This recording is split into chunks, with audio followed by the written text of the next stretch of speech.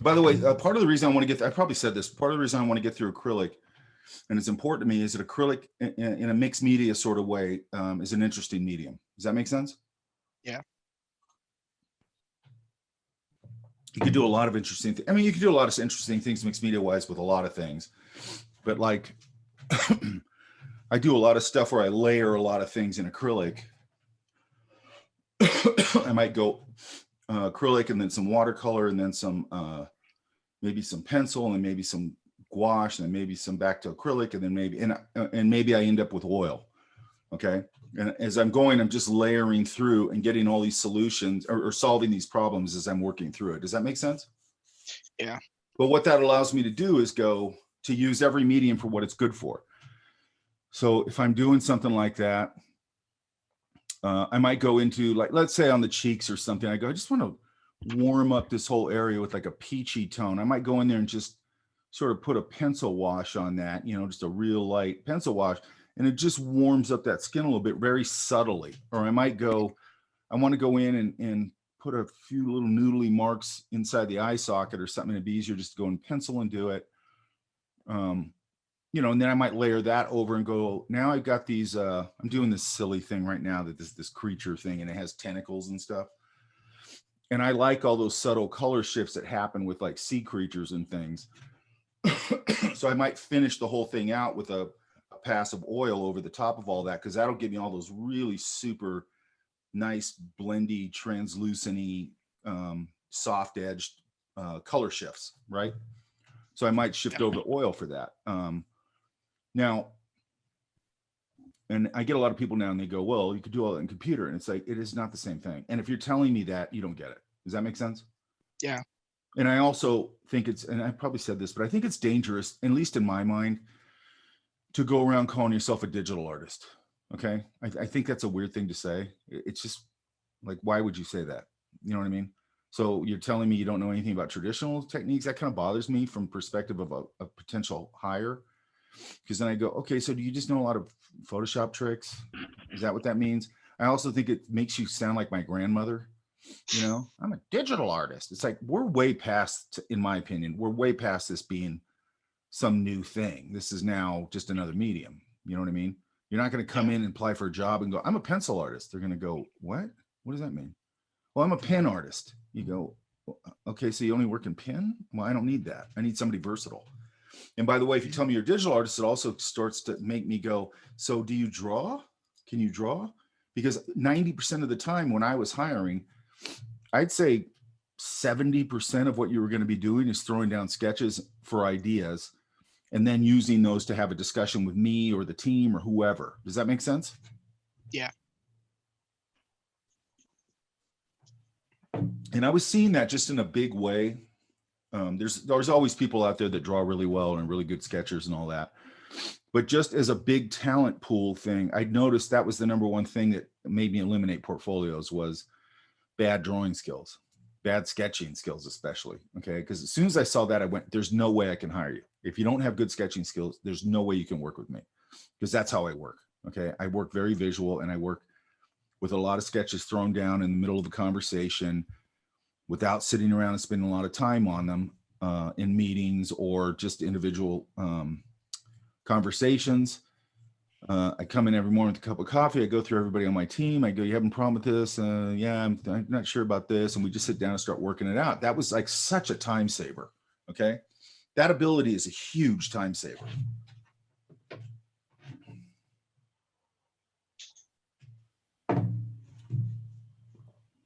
That's my old man rant for the day. Mike's old man rant corner. Okay. You guys can see my screen? Yep. Okay, let's go through this one.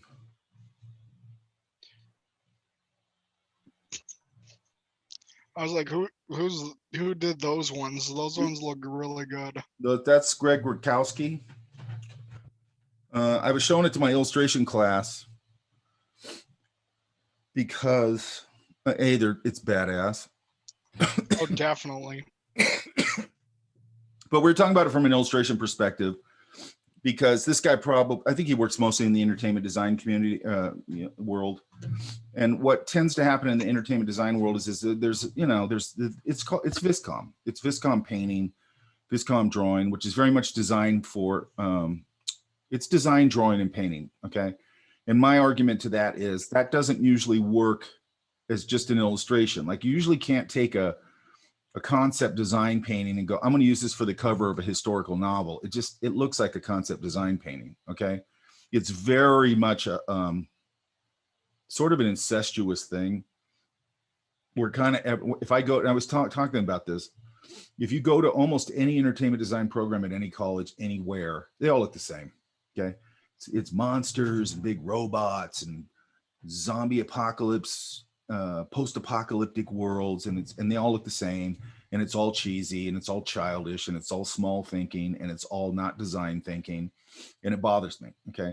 And then when they go into entertainment design classes, what tends to happen is that what passes for ideas is actually a bunch of cliches. Does that make sense? Yeah.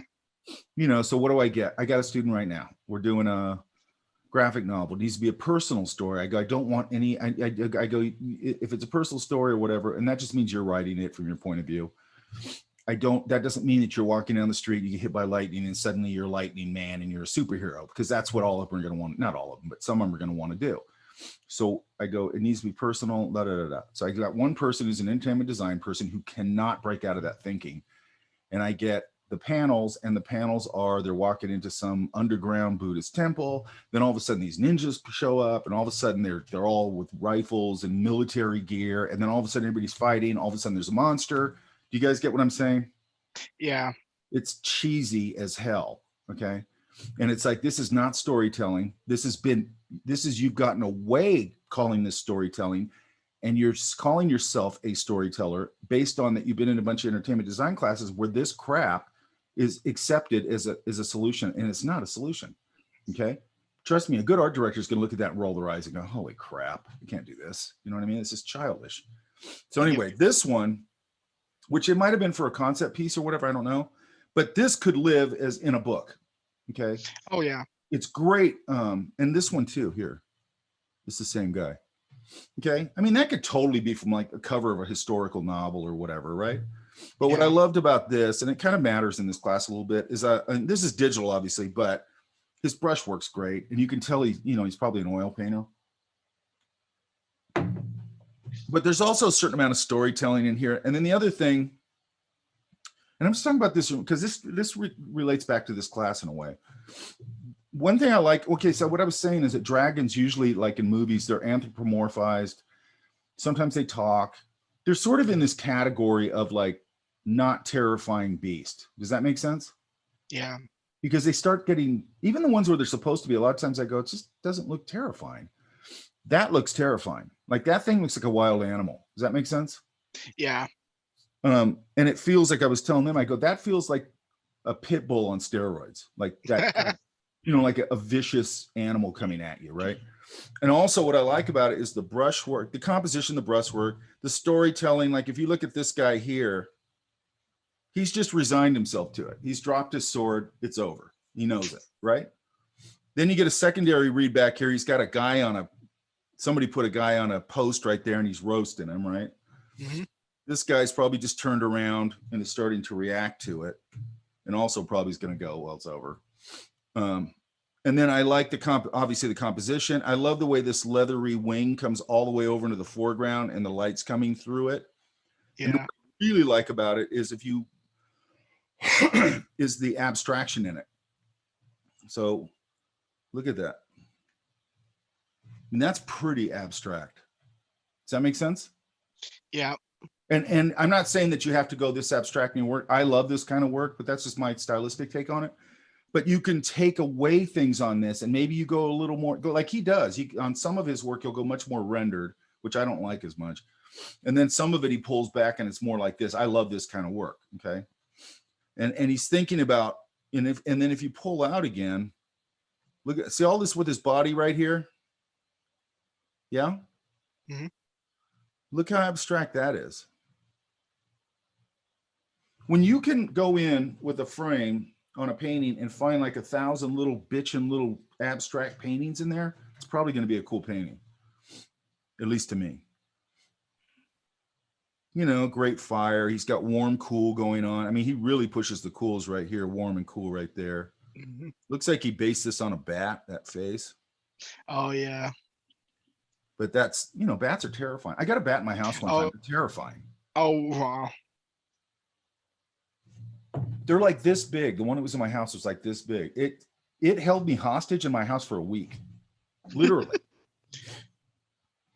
They're creepy, man. Like I totally Yeah. get it, like why they have this reputation, because they sort of disappear when they're in the house. Number one, you can, the way they fly or something, you can never get a real good read on them.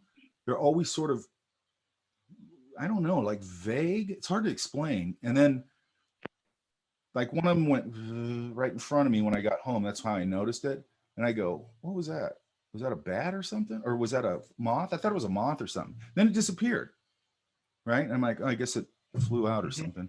Then a few minutes later, it's going in a circle around my room. I literally ran out of that room screaming. Okay. I'm not proud of this moment. I And would then I probably do. fell, and then I fell going out the door.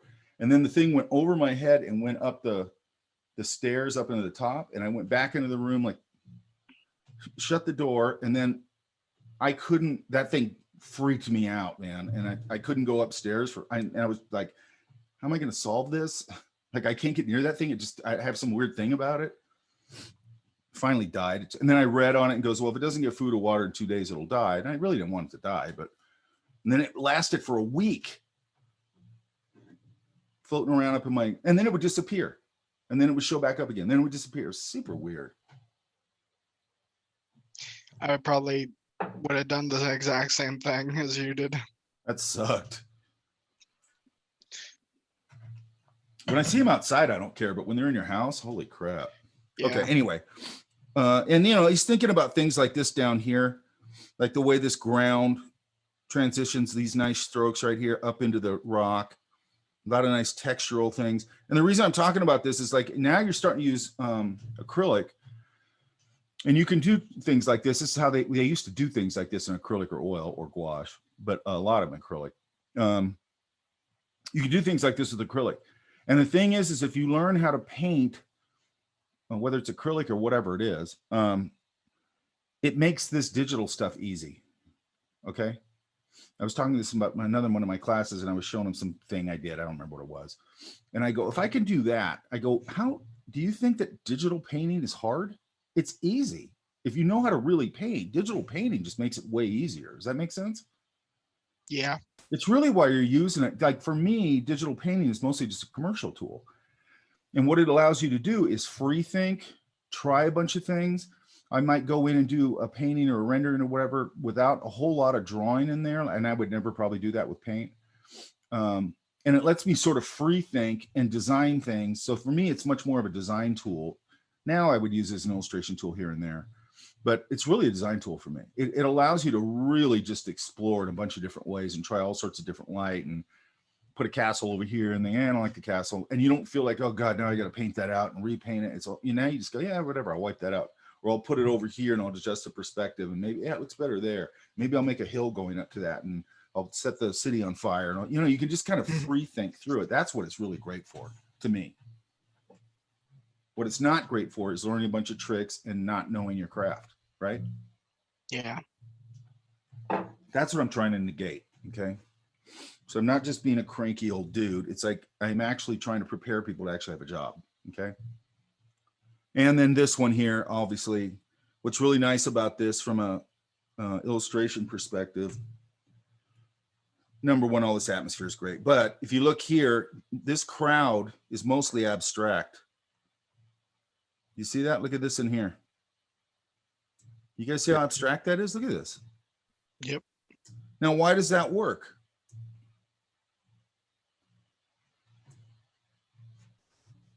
Because he gave me this guy much more fleshed out, this guy much more fleshed out, these guys over here, this flag, you know, gives me structure. By the way, there's a reason. He doesn't just put these flags in here for nothing. because I do the same thing with a crowd shot. If I can do something like that, it gives it sort of motion and action. Does that make sense? Yeah.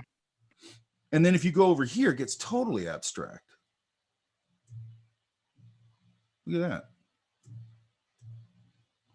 Look at this texture on the wall back here. Look at how weird that is. But then when you pull out, I mean, that's really great. This is like, I love this kind of stuff. Okay. And even this guy, he's fleshed out, but he's not, you know, same thing with this. Look at this. See this guy right here? Mm-hmm. Look how abstract his helmet is.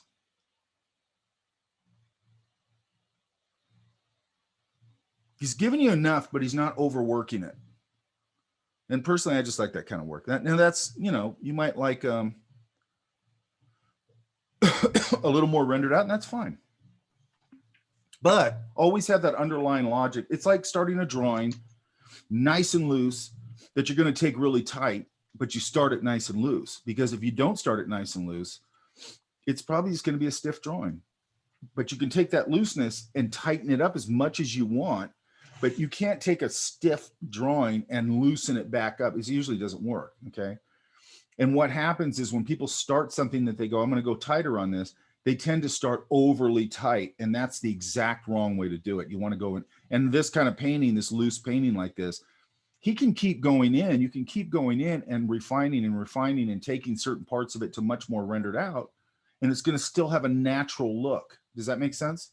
Yeah. So even if I'm doing something rigid like this cityscape, because I was looking at like this right here, these textures down here. Where are you? Where's the Lynn? She here? I'm right here. Sorry. It took me a while to turn on the mic. How did these textures happen right here?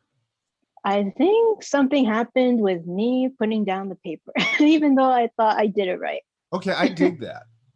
Oh, okay. Okay, and here's why. When I'm washing these things up, which is what we're doing right now, I'm going to keep burying things in more washes and changing things, and eventually some of it'll become more opaque. And when I start doing that, these textures are going to look really cool on that street, because a street has a lot of texture, correct? Oh yeah. And it also Yeah. has a lot, it also has a lot of big shapes that like change temperature or color. Why? Because they patched it, they filled a pothole. The center part of the thing where the tires go down the road is worn out. This part of the road's a little warmer. This part of the road's just rougher because they need to repave it. On and on and on. That is not just some smooth surface usually. Does that make sense? Yeah. And then what I'll do is I'll bury that and let some of it show, and I'll start controlling how much of it I show. And even in the sky, like this gets me all worked up when I see this kind of stuff, when that happens. And a lot of times it happens for the same reason what you just said. I'm being pretty loose when I put the paint down.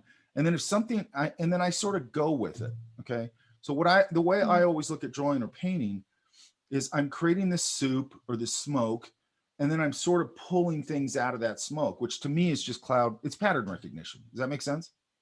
Yes. Yeah. So I'm sort of aware of that and going, your brain has a natural affinity or whatever to want to make sense of things. Okay. That's why I probably said this before, but that's why when you look in the clouds, you see a unicorn chasing a whale or whatever. That's why. Okay. And then I realized, oh, that's sort of how my brain works. Probably a lot of people. That's how my brain works with painting or drawing, where I'm throwing down a lot of stuff and I go, oh, there's the eye in there. And I start pulling that out. Right. And with paint, when I look at this like sky, so I look at this and I get all happy because I go, ooh, that's going to look really cool as I wash over it. And I'll let some of it show through. And then up here, I go, man, I already got my clouds going right here. All I got to do is just come in here later on and sort of soften a few things, knock a few things back, and that's it. You know what I mean? Mm-hmm. And then maybe glaze some temperature over it, you know? Because usually once I get the clouds working, and especially in acrylic, the thing that's nice about acrylic, as you're probably learning, it dries fast, okay? Yeah. Now, the complaint about acrylic has been that because it dries so fast, you usually get hard edges, right? Yeah. Now that's true. It is true. It likes to, because it dries so fast, it likes to make hard edges. But now if you're pre-planning a little bit and you go, I'm going to put this color next to this color and I want to have a soft transition there. You know, I might kind of get those two colors mixed up, throw them down, get a clean brush, swipe between the two colors and soften that edge. Or I might go, okay, now it dried. I've got this hard, let's say it's a cheek. I've got this dark and it goes to the light, but it's just too abrupt a transition right there. Then I'll just mix that mid-tone and go wink and put it right in there. Not even worry about softening it because it will optically shift because I'm going dark, mid, high. So I'm giving myself a transition. Does that make sense? So you can mix optically, in my opinion, which is what I just said, where I'm just putting the values in between the other values to soften that edge. Does that make sense? Yes. Okay. Like I said, at first I thought I was doing a mistake because it turned out like that when I was adding in the paint. I When was I'm like, trying to there's get something you, wrong. no, what I'm trying to get you to is like, I don't think things like that. Now you want to get control over your medium, but that's going to happen. But what I want you to understand on the front side is I'm actually looking for those kind of things to happen. Oh, okay. I'm happy when those things happen because why? I don't want some stiff thing that looks like I filled in like a coloring book. And that's what I'm trying to get you guys away from. Okay. This idea of shifting your temperature, shifting your values a little bit, getting some texture in there, you know, warm, cool, all that stuff. And the more sort of abstractly I start, because what you're starting here with isn't that different from what I just showed you with that dragon painting thing. If I was doing something like that dragon painting, especially, I'd love all these like weird marks and things happening, you know, because that gives me a lot of meat on the bone that I can start playing with. Some of it I'm going to bury. And then if I go, I don't like it there, I'll bury it. You know what I mean? I'll build the color up over it and start to go a little more opaque over it and get rid of it here. And then you'll see it'll start to sit underneath it. And all of a sudden you go, wow, that looks like a rock. You know what I mean? Yeah. Does that make sense? Yes, it does. Thank you. So you do want control over your medium, but I also want you to, and this is usually something that you learn later. And the reason I'm telling you this up front is because I want you to know when you're, you know, I want you to get a handle on this medium, but I want you to know that those things can actually really help your work. Those kind of things that you think are mistakes or random, you know, some things are mistakes, but this to me isn't. Okay. Okay. Now, what I would probably start doing here, because you're starting to block these things in, you guys have had a while, so, but I also think that, I mean, again, I don't want to overemphasize this a little bit, but and this is just my personal experience. I thought what acrylic was a tricky medium when I learned it. Okay. Now, that doesn't mean it's going to be for you, but for me, it was. So, and I also know that you're probably going to need a little bit of help here with this sort of thing. So I'm going to, what I'd start to do is just in a real basic way, probably start to, now, because you're basically, you guys are seeing, obviously, we're looking at a bunch of boxes here, basically, right? Yes. So I'm going to try. Now, I would really think about this temperature. I'd probably cool this down a little bit.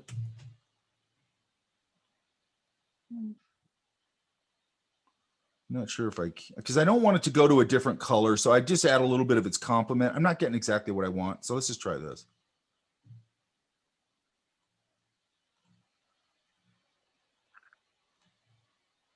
I mean, I have to replicate this digitally, which makes it a little trickier.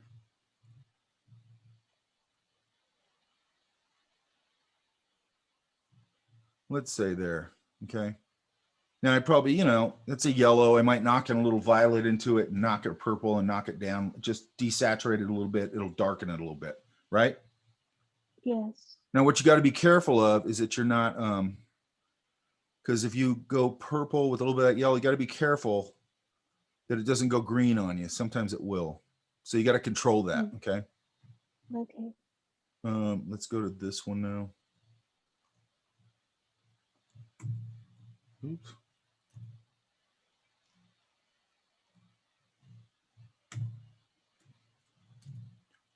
That's annoying. Hang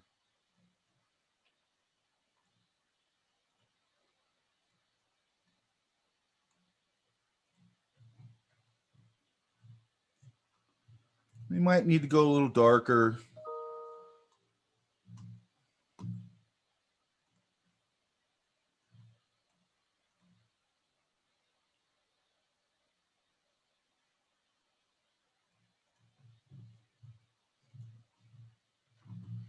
And I would start to, okay, so what we're trying to do here, what I'm trying to talk about here is this idea of big to small. Does that make sense? Yes. So you blocked in your big, you washed in your big buildings. Now I'm going to wash in and start lighting them from a really simple perspective. This one would probably get, could get a little, this one also, when I'm putting in, see this texture on this brick, whatever you did to do that, I remember how I did it. Because then you can use it when you want to use it. Yeah. Yes. Yeah. Because like even on this brick, this is going to be pretty nice on this brick. Because when you go in and start putting in the mortar in between these things, they'll start to break up and look more like brick. Does that make sense? Yes. What I Okay. might do is come in here and add a couple of washes of maybe just a little bit of something to orange it up just here and there, because bricks tend to shift colors. They go, you know, a little darker like you got here. Then they might go a little more brick ready, a little more orangey. And then sometimes I'll have this like dark value like that. So then when you put your kind of indication of mortar over it, that'll all start sit back and feel like individual bricks that are shifting temperature. Yeah. Yes. Yeah. Okay. So I'm going to block in that. And then I'd also get on here, and then, you know, then you're going to come in here and go, okay, is this stripe a different color? What color is these overhangs? I saved that till last because I knew they're going to be light value, and I just did my brush and scale thing over it. You remember that, right? Yes. Where we use this thing. You don't have to use this. You just use a ruler, pop it up here, and get a straight line with your brush. Okay. Yes. Yeah. Does that all make sense? Yeah, it does. Thank you. And then the other thing, this roof, if you look at the one I did, I shifted those grays around on the roof. Because if you look at a rooftop, especially an industrial rooftop, not so much a house, an industrial rooftop is never meant to be seen. It's 100% functional. There's a lot of patches and like big patchwork they did up there because they don't care what it looks like. So it'll go warmish, then maybe they put a cool, whatever they do, you know, some tar paper or whatever they use. And it'll just shift around because they don't care if it looks aesthetically pleasing because nobody's going to see it. Right. Yeah. And I really want to take advantage of those things. Because I just think they're interesting. It makes this, and it's a place where I can make something that a lot of people on a rooftop will just wash the whole rooftop in one value of gray. And it's like, they don't look like that. You know what I mean? Yes. Yeah. Okay. Any questions? No, like I said, I thought I was making a mistake, but thanks for letting me know I wasn't. Now, what I want you to do is control those sort of things. Okay. But again, what I'm trying to do is this is sort of jumping ahead a little bit, but I think it's important because like I didn't learn those kind of things. As I was just like, yeah, I go, well, that's a mistake. Now I got to start over. And then I don't know, 10 years later, I go, those things are really valuable and useful. Now, if I don't want that to happen, I've got to get a handle on the control of the paint, and that's fine. And I want you aware of that also. But I also want you aware that that's not always a mistake. And that's that little mark making thing you did there is something you can use in other things. Okay. Like if I was doing a cobblestone surface, I would throw down that type of mark making. And then again, I'd knock in my in-between shapes and it would just sit there and look perfect. You know what I mean? Yes. Okay. Yeah. Thank you. So just, you know, control it, learn how it not to happen when you don't want to happen. But that's a tool in your toolbox, in my opinion. Like I want to know how you made that mark because I dig that mark. It looks cool. Oh, I'll see if I can remember. You know, Drew Struzan does this thing where, I mean, I do it a different way too, but like he has so many techniques he uses for texture. And like one of them, I think he probably has the surface sort of wet down and he gets a piece of paper and he just pops it on there and then he pulls it off and it just leaves kind of mark making sort of like that, where it makes this cool mark making, you know, when you look at it, when we used to look at that stuff when I was a kid or whatever, or even not even a kid, you know, you go, man, how's he doing all that? Like you just have all these cool textures all over the place. And that's that's what I love about traditional medium, is that you could just experiment and cool things happen, you know, and you just go and you go, "Ooh, that's a cool little trick." And it's just, it's like a laboratory all the time where that's why I like painting in my sketchbook, is it just feels like a laboratory of just trying a bunch of things. Does that make sense? Yeah. And then sometimes I stumble on something really cool. And sometimes it's a total mess. Where's Elizabeth?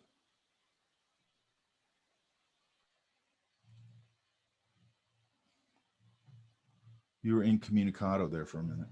Sorry. All right, what do you think? I'm still very beginning stages. So I'm liking where this is going, this ground. I started a new one. This isn't the same one. Oh, really? Okay, be careful where your lighting is. Now, Okay. if this is dark, It was still wet when I took the picture last night too. okay, that light's coming this way according to this shadow. So make sure this shadow is following that same line right there, right? Okay. Because the light, as you're stating it here, is up here, which is a good place for it. Because somebody did it where it was lit this way, and I go, why would I light the side that's going out of frame? I mean, obviously, I'm going to light this side and this side. Okay.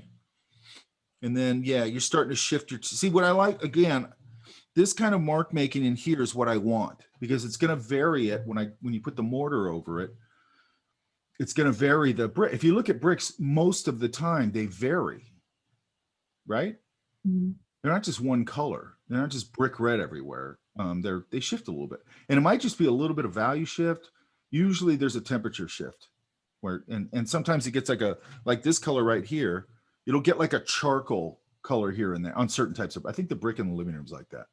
And then some go orange and some go this, some go that, right? But when you do that basic initial wash, the mistake that people make, at least in my opinion, is they go, maybe they put a red wash down, right? Mm-hmm. And then they put their mortar down, and then they go in and start painting every individual brick, right? Right. It doesn't work as well. It works better if you do the whole thing as a big wash first. And that's usually true of almost anything. Usually. Okay, not always. I was trying to get like a lighter on the top of the roof, those metal things sticking up. I was trying to get like a light gray. Where at? Those two vents on top of the roof. Oh, here. Yeah, I was trying to get like a light gray color. Yeah. And I couldn't figure it out. I kept like grays. I think that's why it's so watery, because I kept thinking of trying to mute it out with water. I think grays are really hard.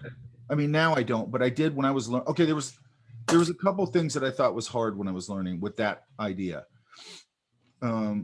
Things that were sort of like, what color is that? You know what I mean? Like sand or rocks or things that things where you don't go, okay, Elizabeth's shirt is red. Like, I know that's red. You know what I mean? Or whatever. Like those weird, and those are basically grays, you know, or neutrals, right? So brown falls into that. Sand can kind of fall into that, because you go, it's not yellow, it's not brown, you know, what is it? And then I look at it, and then so then what I always do is I stop and I go, okay, if I don't know what color it is, it's probably a neutral, correct? Probably. Okay. So then I try and isolate it and go, okay, it's a neutral, it's warm, it's gray, it's a warm gray. Okay. And then, and I think I've said this before, with the tree, I'll look at it and go, okay, it's brown, it's a neutral, but what temperature brown? Okay, it's a little purpley. Okay, it's a purpley brown. If I ask a lay person what that is, it'll just go, it's brown. And I'll go, what temperature it is? And they'll go, what are you even talking about? I don't know what that means. But I'm always thinking about those things, right? And then what I thought about with those vents is galvanized. They're usually galvanized steel. Mm-hmm. Actually, I got to put the reference up for this stuff. I forgot. I'll find it. And I changed it quite a bit, but sometimes it's good to have the reference. So I'll try and find the reference. Because I just went around, I have some rooftop reference I just pulled, and then I just went around San Bernardino when I was down the hill, and I just took pictures. And then I kind of fiddled with it. But so anyway, those things are usually galvanized steel. So as I remember, usually galvanized steel is usually coolish. It's gray. It's usually, obviously it's usually on the roof. So it's probably picking up, if this is a blue sky, it's going to really cool off because you got that sky. It's a semi-reflective surface, correct? Mhm. So I'm going to go to ultramarine blue and burnt sienna because that's my basic gray wash, and it tends to go a little cool, and then I'll just wash that in there. Now you've got some paint already down, so now you might want to go a little opaquer. That's a word, a little more opaque, but not too opaque. Like you just start scumbling that over a little bit, maybe, or just still a thin wash, but a little more opaque, so you can cover it a little bit. Okay. Here's the thing. You don't want to jump to fat paint too fast. That's where I had the problem with this medium. Okay. I was going in and I was sort of putting down fat brushworks right off the bat. I wasn't, and you can do that, but I wasn't versed enough yet where I could just throw down the right value and the right color. So I was kind of working over it. So now I was building up this ugly surface that wasn't I like a textured surface, but I wasn't controlling it. So then I was getting this kind of ugly surface, and then I was trying to go back over it and like maybe do the eyes or something. You're like, the surface is so rough. It's a mess. You know what I mean? So that idea of washing things up, and even when you start to go opaque, you're just going slightly more opaque, not opaque.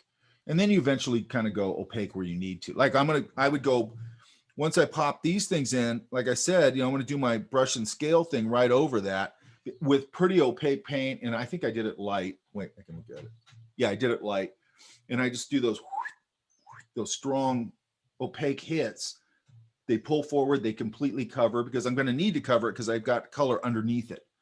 So that is sort of towards the end. And I'm always thinking about, I want to have somewhere to go. So I don't want to get to that really opaque stage until I feel like, okay, this looks pretty good.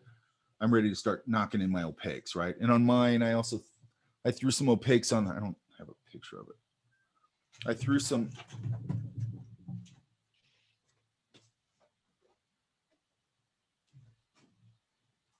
I should scan this so I can talk about it. See these blue hits up here in the window? Mhm. That was at the end when I made that decision to have that reflected in there. Those are fairly opaque. Okay. These lines are fairly opaque, these whiter lines, right? These lines for sure, because I did that whole wash of the reflection in there, and then I came in brush and scale, and that's opaque. Okay. So, and then my mortar lines, those are opaque. This could go a little more opaque, so it would pop more, but that's a little bit opaque over the wash. Okay. So I'm really thinking about, it's a chess game. Okay. I'm thinking 8 moves ahead. Now I know you're not going to know that yet, but again, I think part of this class, part of anything I teach, because I want to teach things, even though this is a foundational class, I want to drop seeds along the way that are like, this took me a long time to realize. I'm telling you now. So you start looking for it. You might not get it exactly right now, but when you kind of hit it, you'll go, that's that thing he was talking about. I get it. So you're aware of it, because a lot of the things that I stumbled on in my, career and all that, I stumbled on. And I was groping around, even though I had really good training, there's just certain things that my brain needed to hear. And I think,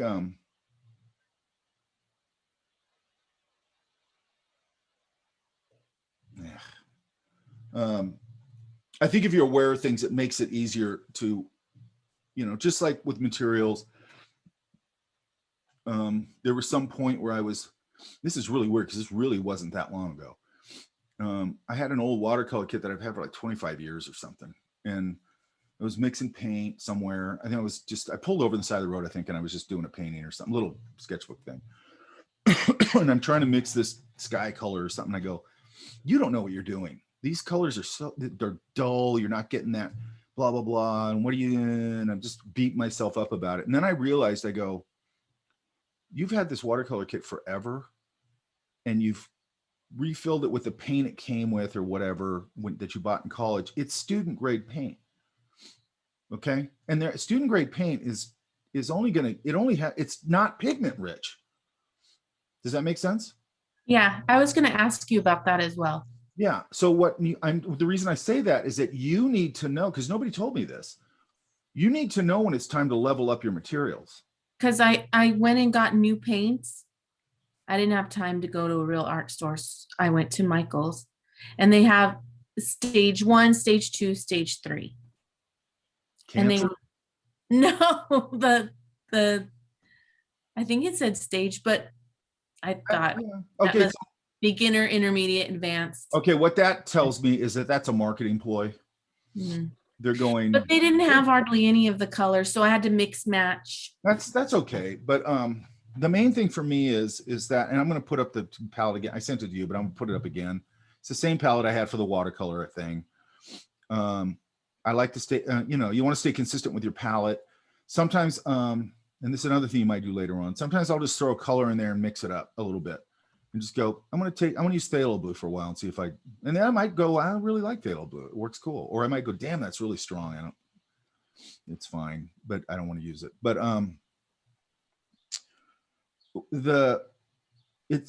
you need to sort of recognize when it's time to level up. Like you might pick one of these mediums and you go, okay, I really love gouache. You start going down the gouache rabbit hole. And I don't know what the student grade gouache is because I just always use Winsor Newton. But let's say, I remember I bought gouache one time. It was like $2 a tube someplace. I've never found that before. And I thought, well, this is great. This would be great for students. But then you got to go, at some point when you level up, you got to go, okay, I got to level up my materials because I have a Schminke set that I use really for stuff that I'm more quote unquote serious about or whatever. It's a very pigment rich paint. Okay. And it's light years different. And this is compared to a professional line of Winsor Newton. It's light years better. Okay. The Winsor Newton's fine, but now ever since I used that Schminke, and Schminke, by the way, for some reason, it's hard to find.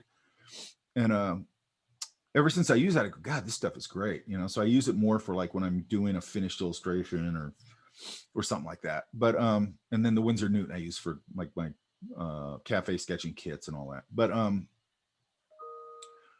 it's important that you know that because like I was sitting there beating myself up like I always do about color or whatever.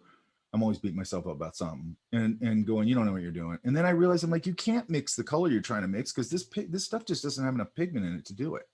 Now I can approximate it and I can adjust my colors and values and temperatures accordingly and make it look more pigment rich. But why do I want to fight my materials? Right. And also the reason I say that is because a lot of students go, or just people go, they always reference somebody and they go, well, and I've heard this with Frazetta a lot. Frazetta used a Mickey Mouse watercolor set. A, he was Frazetta and you're not. And B, he was using that for a reason. He liked a muted palette. It's not a pigment rich paint. So when he was doing his sketches and stuff, it automatically was a little more muted, which is what the color scheme he liked anyway. And then when he went to his finishes, I don't think most of those are really cheap paint. I think he did here and there. I think Frazetta also, by the way, and a lot of people are doing this now, he liked to curate his legacy. Does that make sense? Like I saw a documentary on him. He's like, I don't use reference or anything. It just all springs forth from my mind and all that stuff. And I'm going, I've seen your reference photos. You know what I mean? It's like, I've seen your reference photos, dude. They're in your books on you that your estate put out, that your company put out. So knock it off with the whole, I think a lot of times he didn't. A lot of times I don't. A lot of times, but if when you need reference, you go pull it. But curating your legacy, I even heard Michelangelo did that he burned a lot of his preparatory drawings because he wanted to seem like, oh, it all sprung forth from my mind. It's like, no, it didn't. It was a bunch of work. Yeah, it's kind of discouraging because I think a lot of people think that. I know, I did. And it's annoying because it's like you have to learn how this thing looks from somewhere. I've noticed that this is ever since I noticed it with Frazetta, because I was actually a little shocked by that because I'm like, dude, you don't need to curate your legacy. You got a huge legacy. I've started to notice it with a lot where people are doing that and it's deceptive.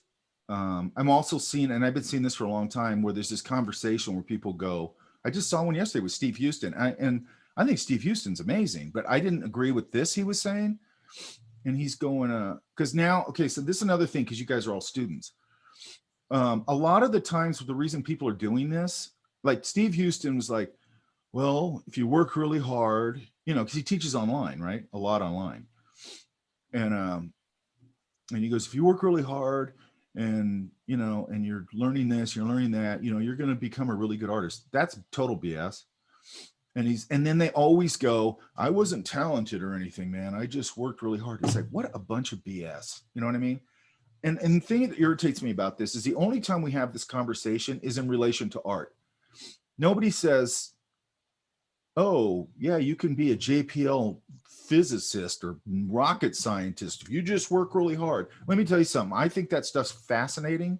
I could never do that. I don't have the talent for it. Okay. But the only thing that everybody gets touchy about is if you're talking about in relation to art. Okay. You can go to an accountant and go, wow, you're not very creative. And they'll take offense to it.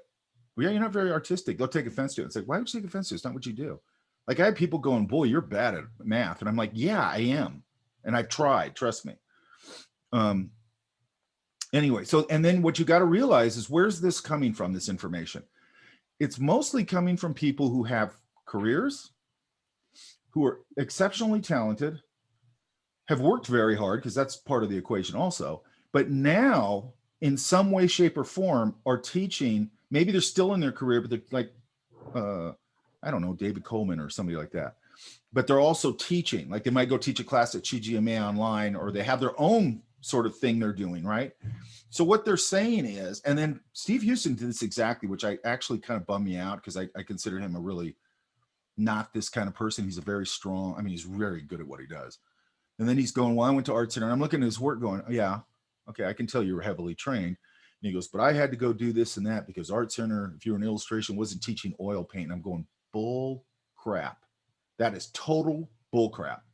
Okay. So then I had to go do, and it's always the same version of this story in a different way. So what that story in the end is, oh, come to me. You don't need to go to Art Center. You don't need to go to this great school. You don't need to go to that great. You come to me. I'll take your money and I'll teach you a lot of stuff, but I'm sorry, it's not the same as being in an academic environment, in a classroom. It's not the same. It's great stuff, okay? But he's trying to present this like this is in lieu of going to a great place or whatever. I just don't agree with that. Does that make sense? Mm-hmm. And I don't like this BS of like, oh, I'm not talented. You'll hear it over and over again. And it's almost always with somebody who's like, come to me and learn how to see, I got this good. And then a lot of these people did go to CSS or Cal Arts or Art Center or whatever. Oh, well, I didn't learn anything there. It's like, dude, if you didn't learn anything there, there's something wrong with you. Okay. That has nothing to do, because I went to that school. I know what the training's like. And to sit there and say they weren't teaching oil painting, illustration is such total BS. Okay. They had great people there teaching oil. I learned it, in the illustration department. So just be careful with that kind of stuff. And also the thing where the people are doing what we just talked about, where they're kind of curating this, all of it comes out of my head. Because I can look at that stuff and go, that over there did not come out of your head, man. That is from a photograph. Like that information is from a photograph. I can tell. Like I know, some places, you don't, it's hard to tell. But a lot of times I can look at it and go, that's BS. And by the way, why are you saying you don't use, like that whole idea is ridiculous. There's certain types of illustration or painting you do where you need to use reference. Does that make sense? If you're doing a movie poster, you better be using some reference. Drew Struzan took those pictures and projected them right off the photograph. Now, that doesn't mean that he just traced them. He's tweaking them a little bit. He's a really good draftsman. Can he sit there and draw all that stuff? Sure. But why would you do that when I can shorten the time? I need a picture of Harrison Ford. It's got to look exactly like Harrison Ford. If it's even slightly off, we all know that it's going to be disturbing. It's going to look weird, right? So the best way to do that is just to project it, because he's not trying to prove to anybody he can draw his ass off. He's trying to get the job done, get it done very professionally, get it done in a very quick turnaround and get paid. Does that make sense? Mm-hmm. Like here, at some point, I'd probably break this up. This transition.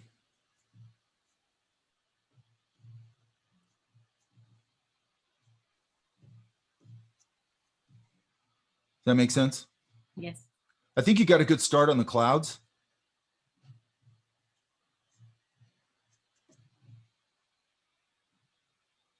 And then sometimes, like I said, I might pull some of this down.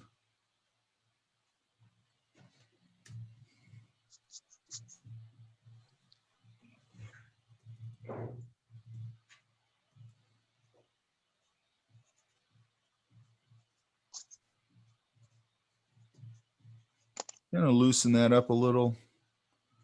Where it goes up into that cloud. You got some nice values starting to happen here.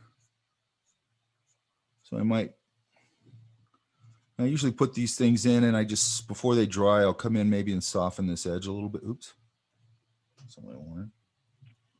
Soften this edge a little bit. And then I might come in later on. Let's get another one.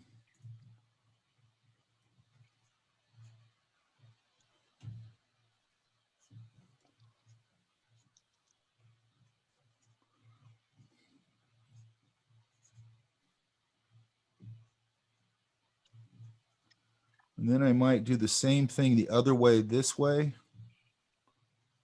Now I'm going to go to a warmer idea. Oh, I noticed on your video you were mixing and it seemed like you were making grays, but you put some green in there. On what part? It was towards the beginning. I don't remember exactly. I'll have to go back and look because I don't know what part it was That's for. okay. Because what I'm trying to do, look, there's a little bit of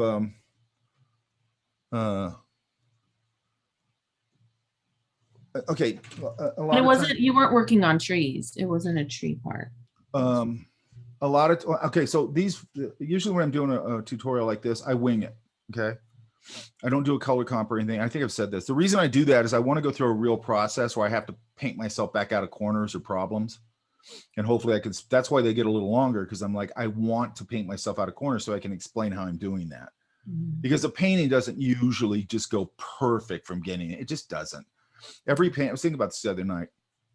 It's almost like no matter how long you've been doing this, every time you start again, you go, what problem is this going to challenge me with?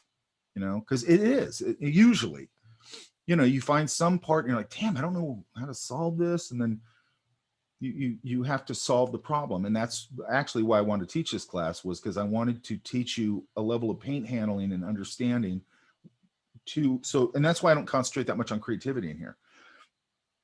I want you to be able to solve your own problems eventually, right? And go, oh, I want to do this kind of illustration. I want to do stuff like the Hildebrandt brothers. And hopefully you go, okay, I kind of, you know, maybe you look at their technique, you go, oh, that's not different. They use acrylic. They're doing it sort of like this. And you'll sort of understand it and you can kind of cobble together, you know, some way of doing that. Okay. It's about learning the language, not step-by-step stuff. Does that make sense? Mm-hmm. So if I was putting green in there, there's probably something, and did I not speak to it in the video? I don't think you did. Okay. So if you know where that is, tell me, and I'll go look at it and I'll tell you why I did it. Now, sometimes I'm just on, you know, everything's starting to work. My palette's harmonizing because I've been mixing X amount of colors and I've sort of landed on my palette sort of, and all of a sudden something will go a little green and I'll throw it in there on accident and go, oh, that looks kind of cool. You know what I mean? And then sometimes on my brain, I'll go, why is that? And I always kind of just do this. I go, why does that look cool? You know what I mean? And then when you're painting, because how many, like with each color, are you switching out your paintbrush? No. You're cleaning? Now a good thing to do. Because I found myself like, I kept getting up and cleaning my brush and coming back. Yeah, no, yeah. Here's the thing with acrylic though. Like with oil, I might have 3 brushes over here and one I'm working with, and this one's got another color and this one's got another color, and that's fine. Or with acrylic, I might have this one, and then I got one in this hand that's a clean brush, a little bit damp, so I can swipe edges and things.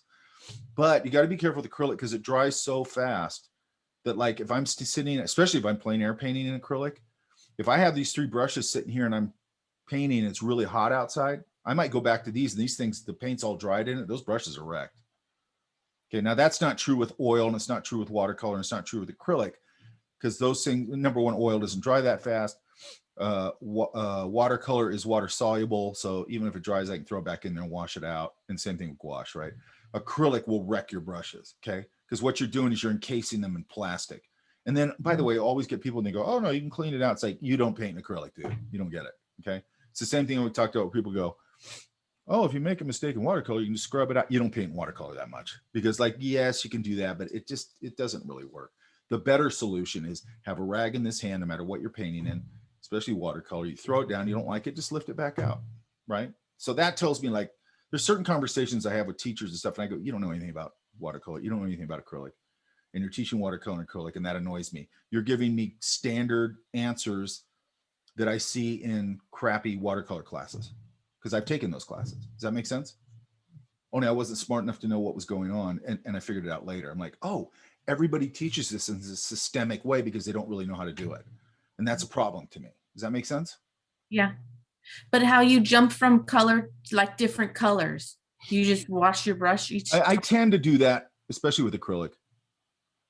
You know, and then I got a rag and I get the brush, and it's very important to me, the level of moisture in that brush. because Like, I I don't ended just up have with it like sopping wet all the time. Huh?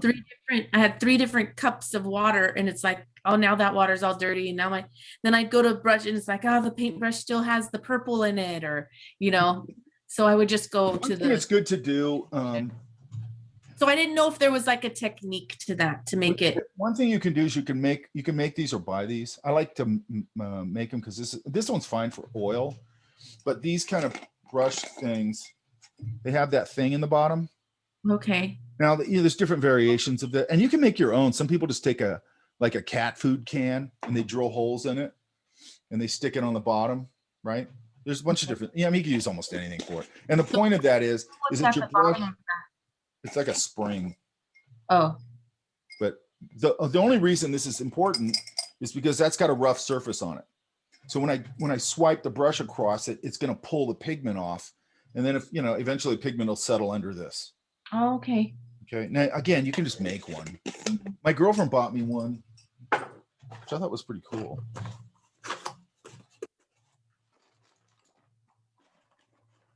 I don't know where she got this at. But this is just, see how it's got a rough surface on it? Mm-hmm. And then it's got a suction cup. So I can just put this in the bottom of anything. And I've got a rough surface to clean my brush off on. It's pretty nice, right? Yeah, that's cool. All these hoarding of materials everywhere in my office, and then in the garage, and in my car, and in my office. I think it drives my girlfriend up the wall.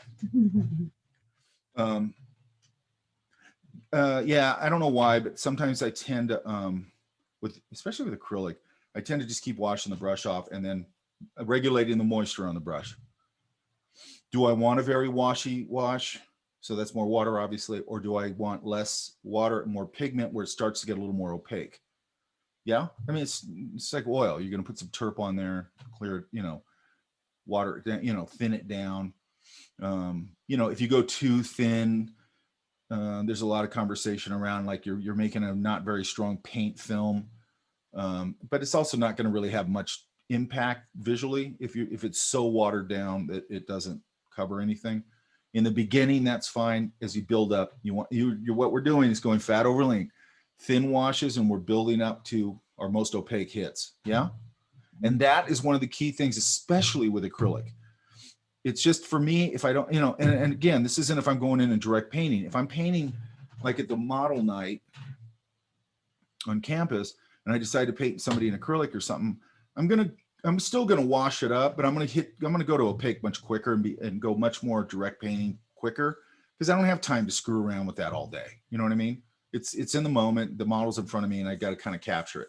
And then I'm going to go to my thicker paint a little faster. And then we have to very much manage my edges and my lighting and my value right when I put it down, but I can still build it up a little bit. I can do a wash and sort of knock in the eye sockets and the darks and things and warm up the ears and the nose and all that kind of stuff. And then start building up.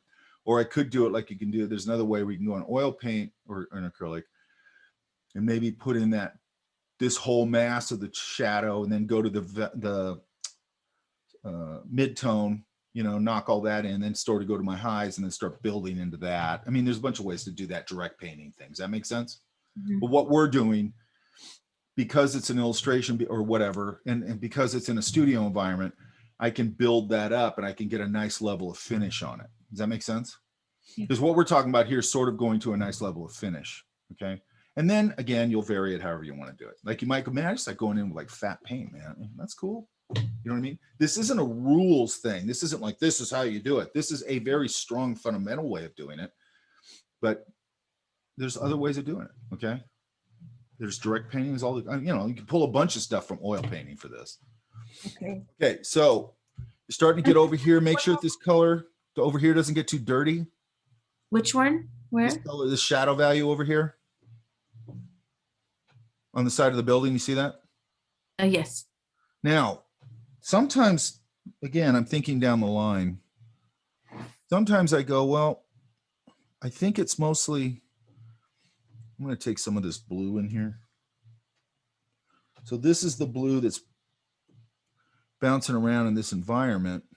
I'm going to gray it down a little because I'm going to say these windows are smoked. Yeah. Okay. So I'm graying it down a little bit. So later on, I might come in here and go, just like I did with mine, and I might say there's some blue reflecting in here. And that actually helps it. Then I go, well, okay, when I get rid of this dirty gray in here, it's not too bad.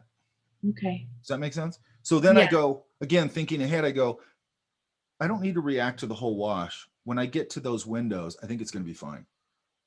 Okay, now another thing, wait a minute. Did I put some green over in here? Is that what you're talking about? I can't see where your cursor is. Here. Oh, Was it over there? I don't remember. Because I did go here. Once I blocked this in. It's a horrible green. Hang on. I had a hard time coming up with a different gray. See, all my grays are purple gray. Okay, there's one thing it's nice. Like I used to mix it. Now I just use a brilliant orange, but you can mix like an orange, like a pretty brilliant orange. And maybe take your cooler blue or even try it with your ultramarine blue if you want and mix that in. Because okay, so what are we doing when we do ultramarine blue and burnt sienna? What are we mixing? Red and brown, blue. Orange and blue. Orange and blue are complements, but we're doing it with a pretty neutralized orange. It's an earth tone, right? That's why I like it. It's already knocked down a little bit. Now, if I take the same idea and go orange and blue, but now I mix a pretty brilliant blue, and I use now I let myself have a brilliant blue or brilliant orange on my palette. I didn't used to because I used to pretend like I was backpacking into the wilds of Alaska all the time. I don't know why I was doing that. So I have on here, and you can mix this because I used to mix it. That really brilliant orange. Okay. And I can mix that into my blues. And again, it's still a complement. It gives me a totally different gray. Okay. I can mix yellow ochre and some violet, right? And what I'm talking about here is just complements. And what you might want to just take a little couple of blobs of paint and just start mixing complements, add white to it. And then it'll really show you what kind of neutral you're getting. Like I really like cobalt blue. So this is how I think when I just go to a basic gray idea. My go-to for a cooler one is ultramarine blue and burnt sienna. Now I can warm that up and let the burnt sienna live a little more. That's fine. I can put a little yellow in it, whatever. I can put some yellow in there at some point when it's a little cooler, and I could probably get a very neutralized green. And then when I want a warm gray, I don't burnt or brilliant orange and cobalt give me a very really nice warm gray. So I've got these two go-tos for warm and cool that I can then nudge. Okay, so if I mix, let's say if I mix the cooler gray, then I go, well, I'm going to move a little red in there, see if I can purple it up a little bit, you know, and I'll just nudge things around. Okay. And Ken Oster, who was an amazing plein air painter, he used to say life is just colored grays, or most of what you see is colored grays. I agree with that because almost everything you see is neutralized in some form or fashion. Does that make sense? Like your shirt, if you go, oh, that's a really brilliant bright shirt. If I just took red out of the tube and threw it down, it's probably not going to look like that. I'm going to have to neutralize it a little bit here and there, maybe even the whole thing a little bit. And then maybe where the light's hitting it, like you're getting a hit right here on your shoulder, then I might, in that neutralized environment, then I might grab a little out of the tube and go bink and hit it. And because everything around it's neutralized, that will look like light hitting it, because the color all of a sudden gets saturated right there. And why do I care about that? Because I don't want to add white to everything. Because if I add white, you guys have all seen this. When you add too much white to stuff, the whole painting becomes chalky, right? It's a super common mistake when people are learning this stuff. So what I was going to say, hang on.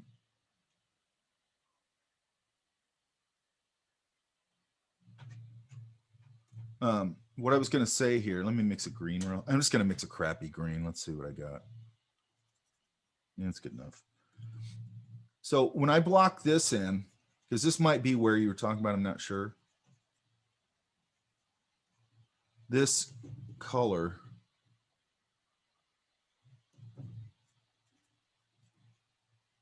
You see, I want to mix those in. Then there's probably a little bit of dark in here. It's going to get a little dirty, but that's okay.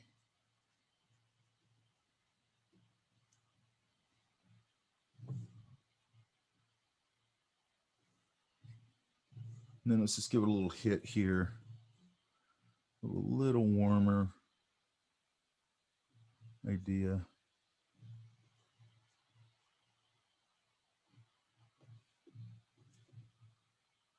Because here, when I put that in, it needs more value, but I'm not going to worry about it.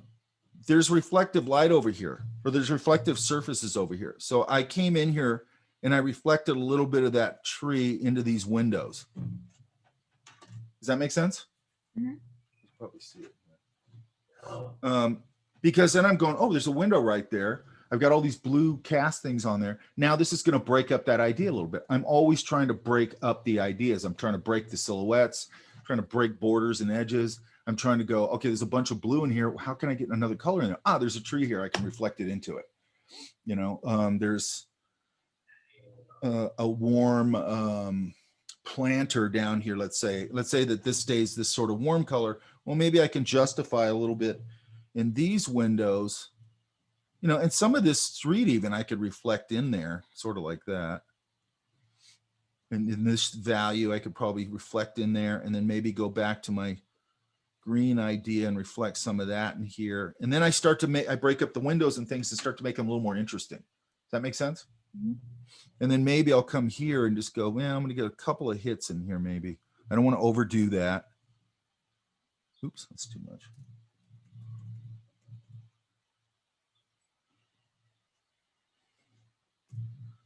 And I also don't want to be mushy with my brushwork.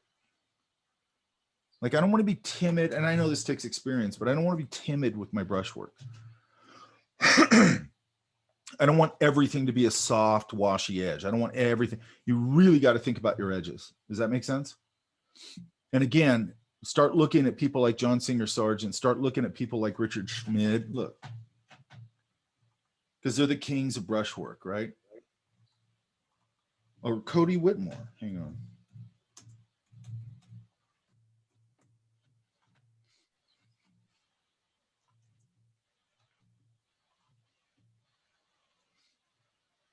And by the way, I'm using these things as an example. I'm not saying paint like this, but these are just things that give me a good example. Where did that go?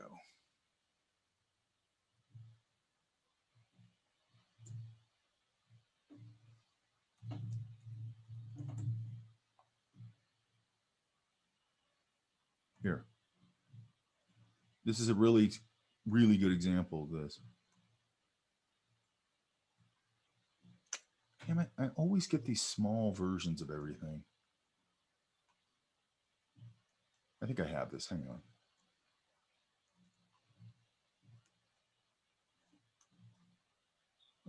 Where is it?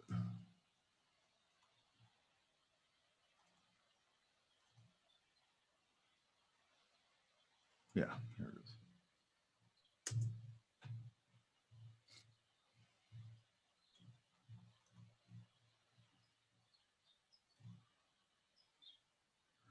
So this is just a good example, just really good, strong paint handling, okay? And then look at, like, see her leg through this nightgown or whatever it is. You see that? When you get up on it, I mean, that's just brushwork, man. Does that make sense? And then look, then he goes, okay, there's all this beautiful painterly stuff here. Then when he goes up to the face, it's much more worked out. Look at those soft edges on the back of her head. Soft shadow right there. This little hit of green on his head. You know, he's got this green idea going on. Knocks in that whole value. Really beautiful brushwork. Look at that hand. Look at the watch. You see what I mean? That's really good brushwork. Okay. And even if you're going to go more tight or whatever, it's fine. But think about that. Same thing we're just talking about earlier with all that drag and stuff. This is like a little more refined version of it. And then this guy, you know, and then a different type of brushwork, if you want to think about it, is like this.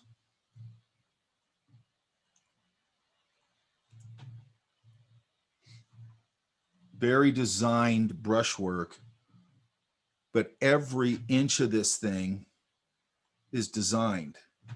Do you see that? Now that's a different direction to go, right? This is using brushwork really as a design tool. And look at his uniform. Like every inch of that thing is designed. Does that make sense? Yeah. Look at this kid's hair right here.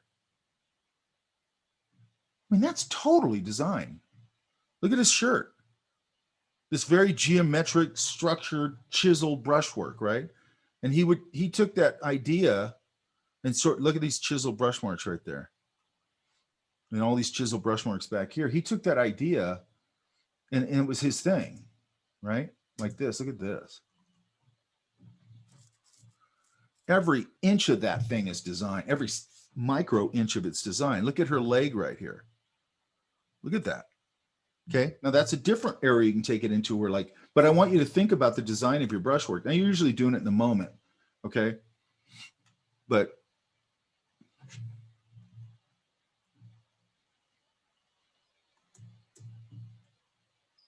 I mean, that's insane. Does that make sense? Yes. Look at these chisel brush marks right here. Look at that. Then he really thinks about how he carves these edges with his back paint with that lighter value. And then look at the perfect temperature and color he picked for this bronzy. He didn't overdo the highlights. A lot of people just overdo the highlights. They go to a screaming gold and white. Mm-hmm. So when you're doing like a large area of one color, how do you remix it the same so that the whole thing without drying could, you know what I'm saying? Okay, there's two things. Number one, you got to just get, you know, good at understanding your color mixing. Okay, that's just number one. That's color theory. And then that's what I'm telling you to do as a starting point is just use complements. I use complements 90% of the time. I'm neutralizing things and then I'm pushing them. So then they become a triad.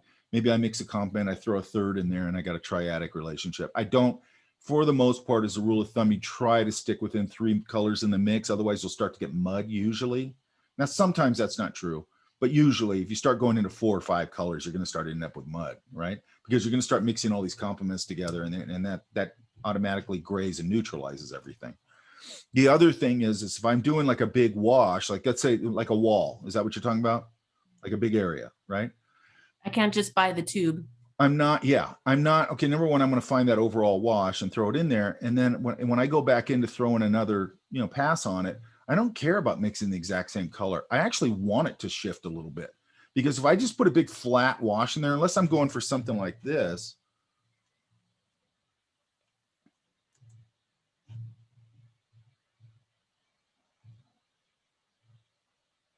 trying to find something.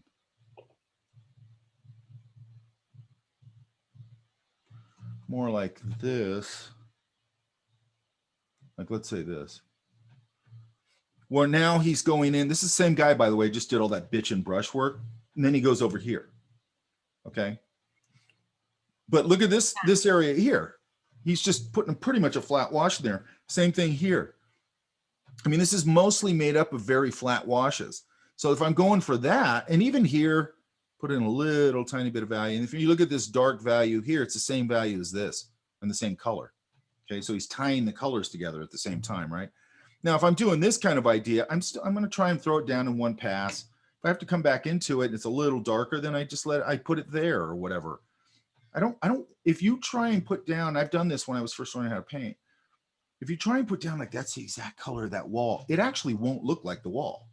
I'm looking for those subtle temperature shifts and those value shifts. And if I go back in and throw it in, it'll probably be close, my mix. Be a little different. That's okay. It just varies the temperature of the value a little bit. Now, as long as it's falling into where I want it. And usually that's going to fall into, if I know how I mixed it, it's probably going to fall into just a value shift a little bit. And I'm okay with that as long as it's not too big a value shift. I'm actually beyond okay with it. I want some variation in there. Does that make sense? Yes. So it's sort of like we were talking about with the lens thing. And the reason I'm saying this, I'm not saying, I want to make this clear. I'm not saying, hey, be sloppy with you got these marks on here that you thought were a mistake or whatever. And they can be a mistake. And I do want you to get very good at your paint handling, but I also want you to understand that you want those things also. Okay. You want those things, like those things where you start making interesting marks and things, that becomes just like what we're talking about with this one with Leyendecker.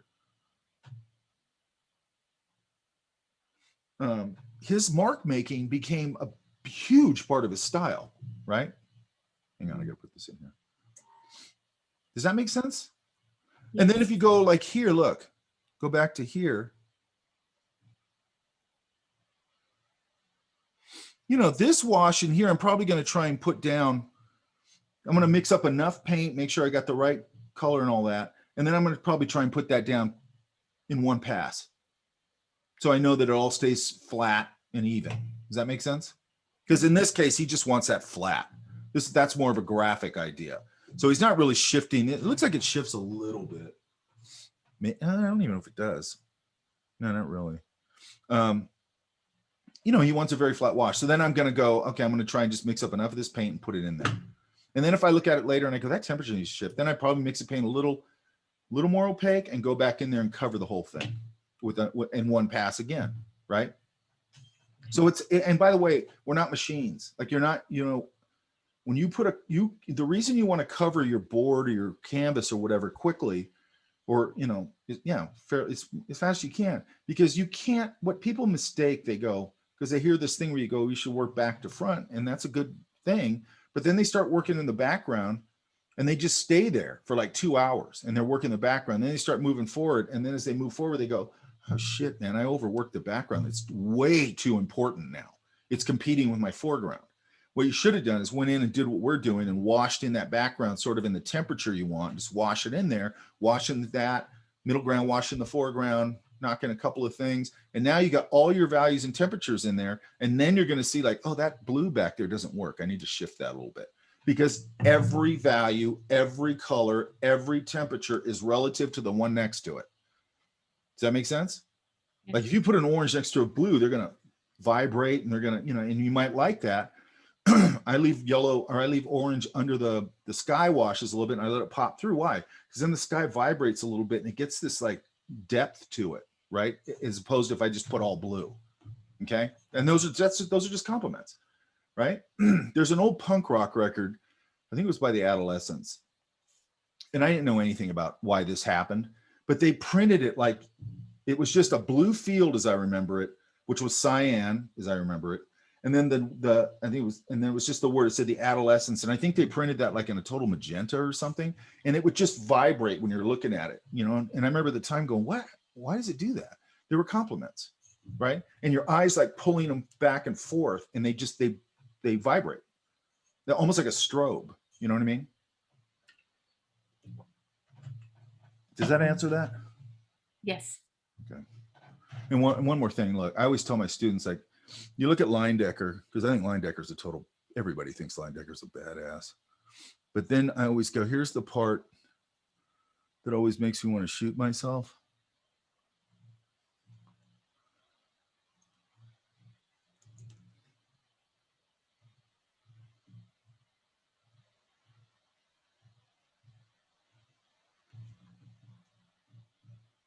That's Leyendecker's sketches. Wow. Okay, that's insane. These are all his sketches.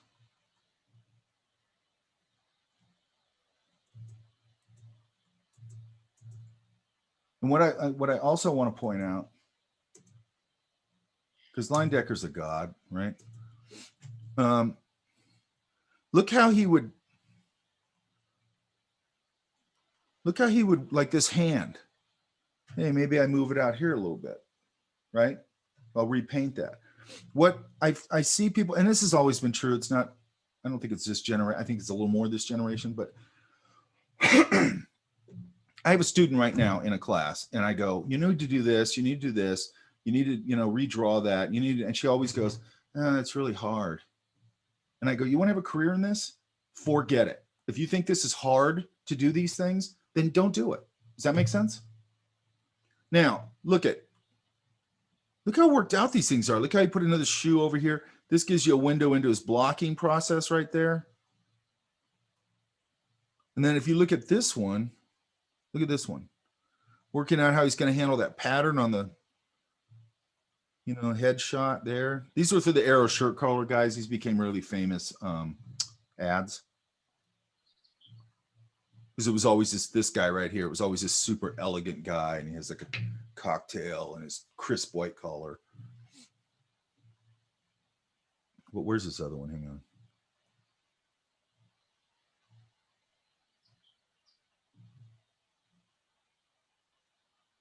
And then look at that. Look at the draftsmanship on that. Look at the hand.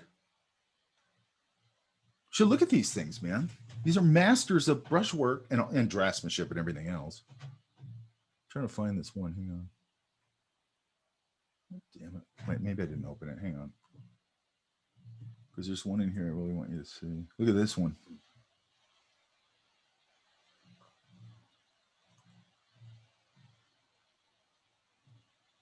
I'm trying to, where is this?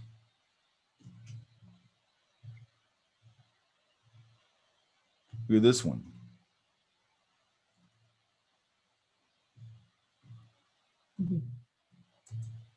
Why can I not find this stupid sketch? I just saw it. Oh, this one. Look how he's working out the temperatures on this arm right here. You see that?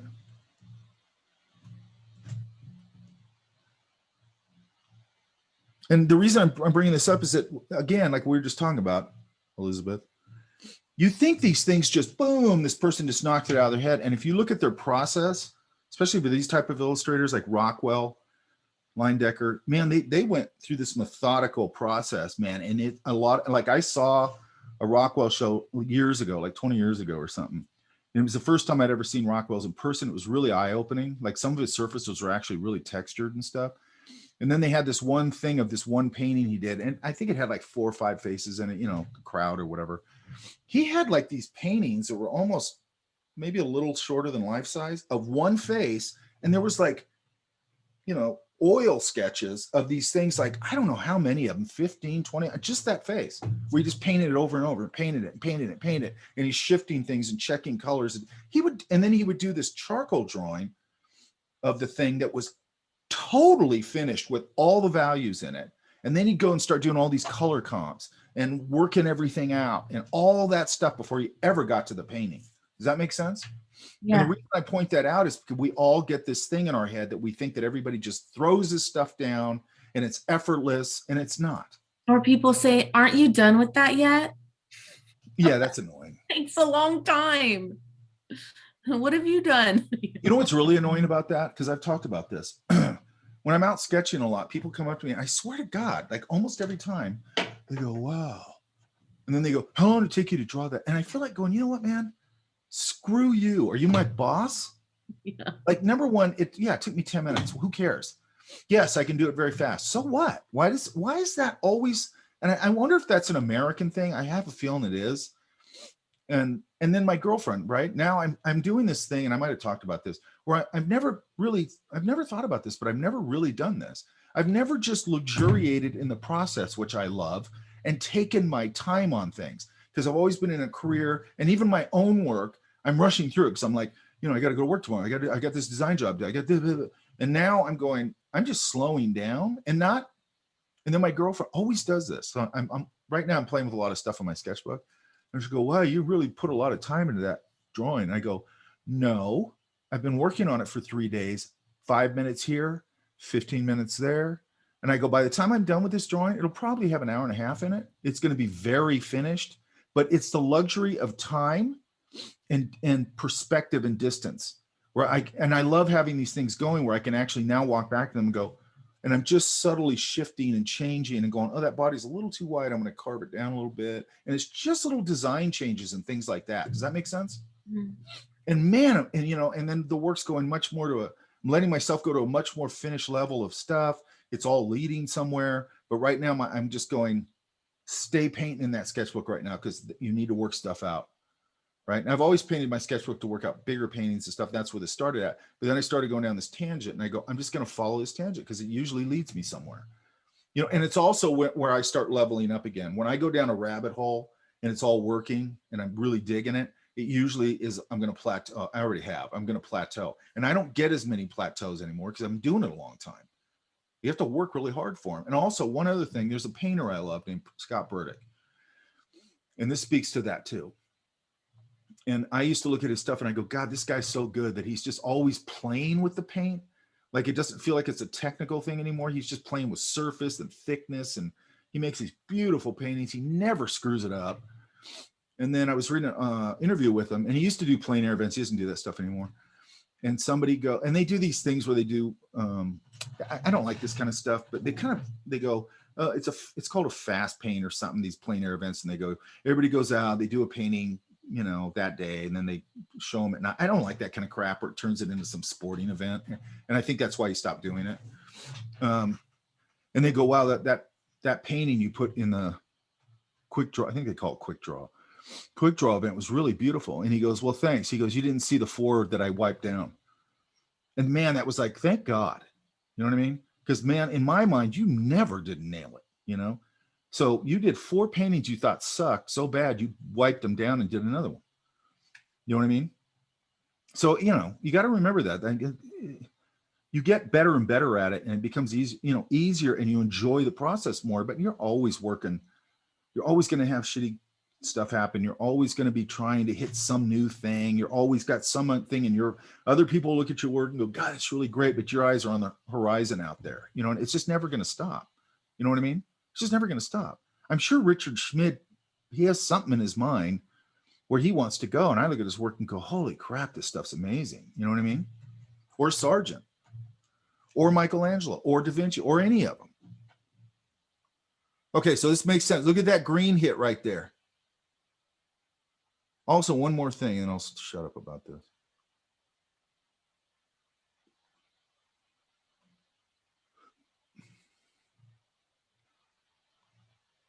I always talk about how gold can go sort of greenish, or it can go warmer, burnt sienna-ish. But he did that in one illustration here.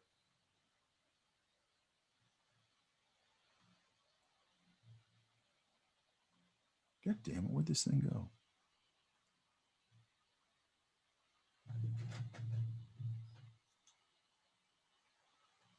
I know I didn't shut that damn drawing. Here it is. Hang on.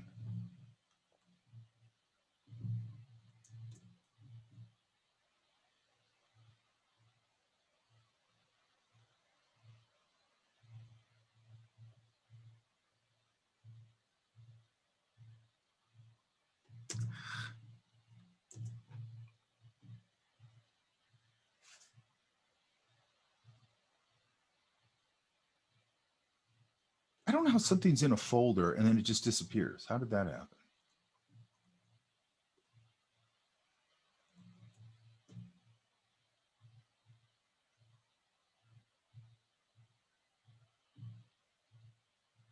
Yeah, that is super weird. I don't know what just happened. Oh, I know why, because it's not a sketch. That's why. Sorry.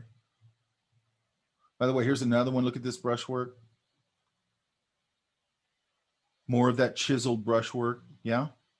You see how this has become a stylistic thing with him, right? And then, but here,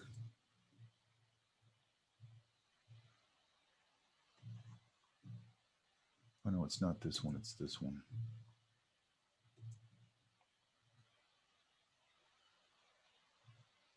Here.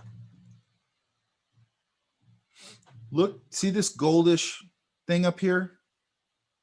This scroll or whatever. Look how it over here, it's very warm and it starts shifting into this greenish thing. And then it goes into here and he hits it right there with this sort of very cool light, even a cool greenish color. And then it shifts back into warm, all the way back down into warm down here.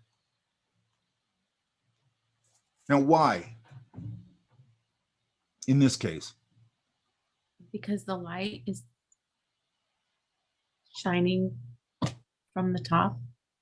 Well, it's Mhm. shining upper right, but really the reason I'm guessing he did that is if you look in here, there is this whole composition, most, not all, but I mean, there's some cools in here. He's got cools in here, but it's a very warm thing. And it just makes this more interesting that it shifts. And then it gives you this big pop of cool sitting right in all that warmth. So we're back to the warm, cool thing, right? But of a much more subtle version of it, because you don't even notice that at first unless you're looking for it, right? That's just really great design, and it gives the eye some relief from all that warmth. And then look how he paints the guys like they're porcelain. You know what I mean? Mhm. Does that all make sense? Yeah. The one of the main things that I notice when we're talking about painting, there's a whole bunch of things, but one of the main things, nobody even talks about brushwork. You know what I mean? They don't even talk about it. Like I talk to my students and they go, they've had painting and all this stuff. And I go, you ever heard of brushwork? You've got to think about your brushwork. Lost and found edges, soft edges, softening a transition, leaving it as a hard edge, cast shadow, hard edge. Woman's cast shadow on the neck, I'm probably going to soften and roll that up a little softer under her jaw. Otherwise, she's going to get a very masculine, hard edge jaw. Like I'm using edges and things.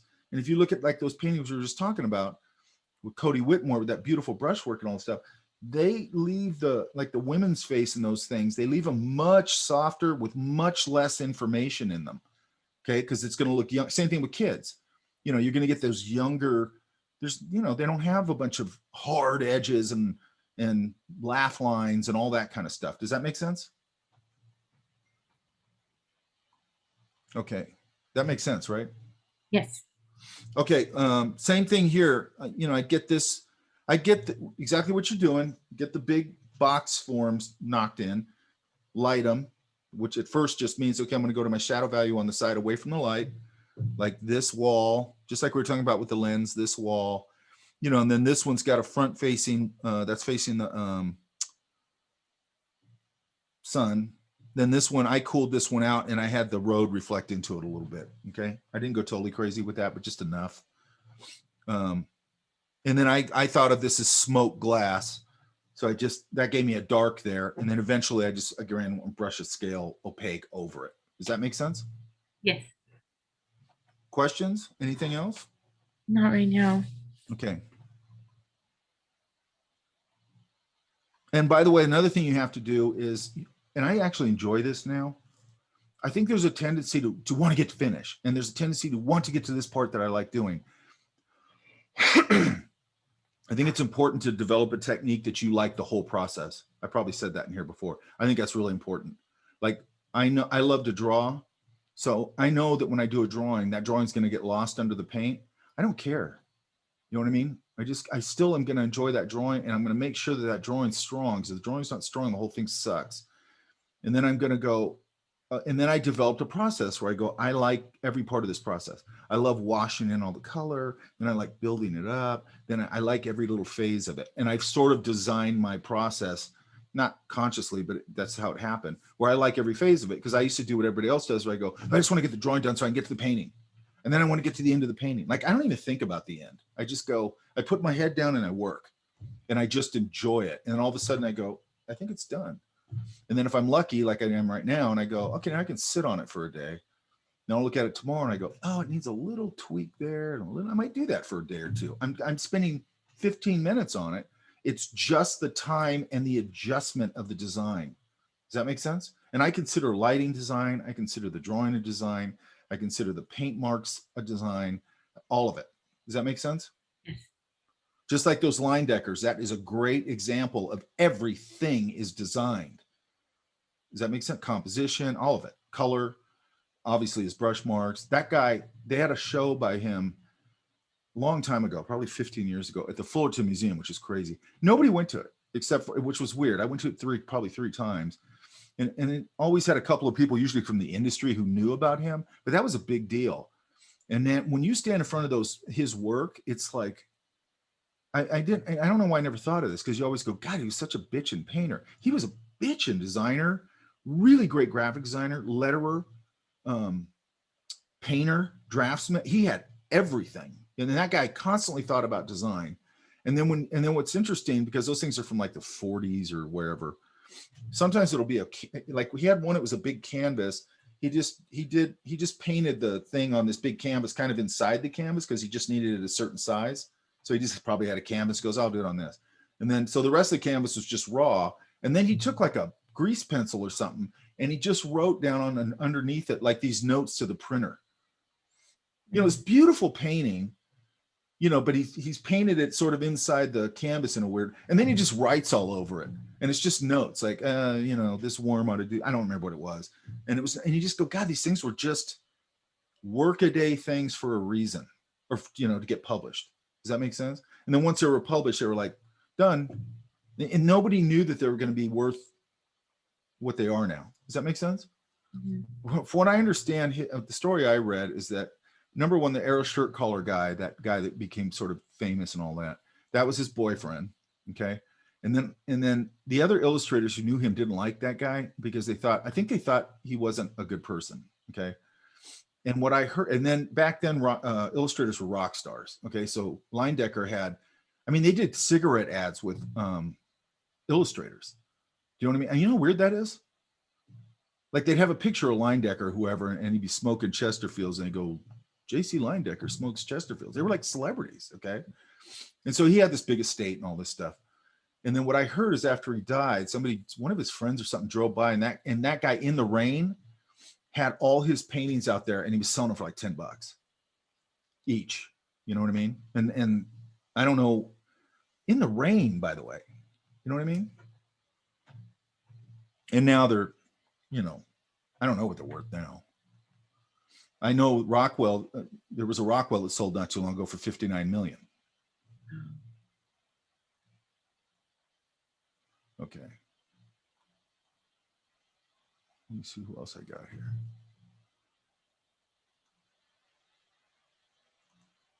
I have Robert. Robert. Yeah. You're going too opaque too fast. Yeah. Does that make sense? Yeah. And also, I don't think they're too far off. I'd really think about my color. Pull a reference photo from a city or something like that and just kind of look at them, right? Yeah. Because right now everything's getting very gray. Yeah. So, and then like here, you want to make sure that okay, so here's another thing. These values on these windows are probably jumping too fast. It's going from like a mid to a really dark. Does that make sense? And then I also go, what kind of window is that? Is it smoke glass? Is it clear? You know, what's it reflecting? Yeah. There's a lot of stuff around this environment. That's what's good to look at some reference and go, where can I hit some hits in there where I get some color in there and it's reflecting something in the environment? Does that all make sense? Yeah. And also, you know, you don't usually want to do a 1 point. Now, you can, but right now what's happening right here, look, we're splitting that composition literally like that and almost mirroring both sides. Does that make sense? Yeah. You never want to do that. And it's easy to do, okay? Because sometimes people will do this. They'll put something there, and then they'll put something like something here, and something here. And they don't realize that they're subdividing this thing very statically. Does that make sense?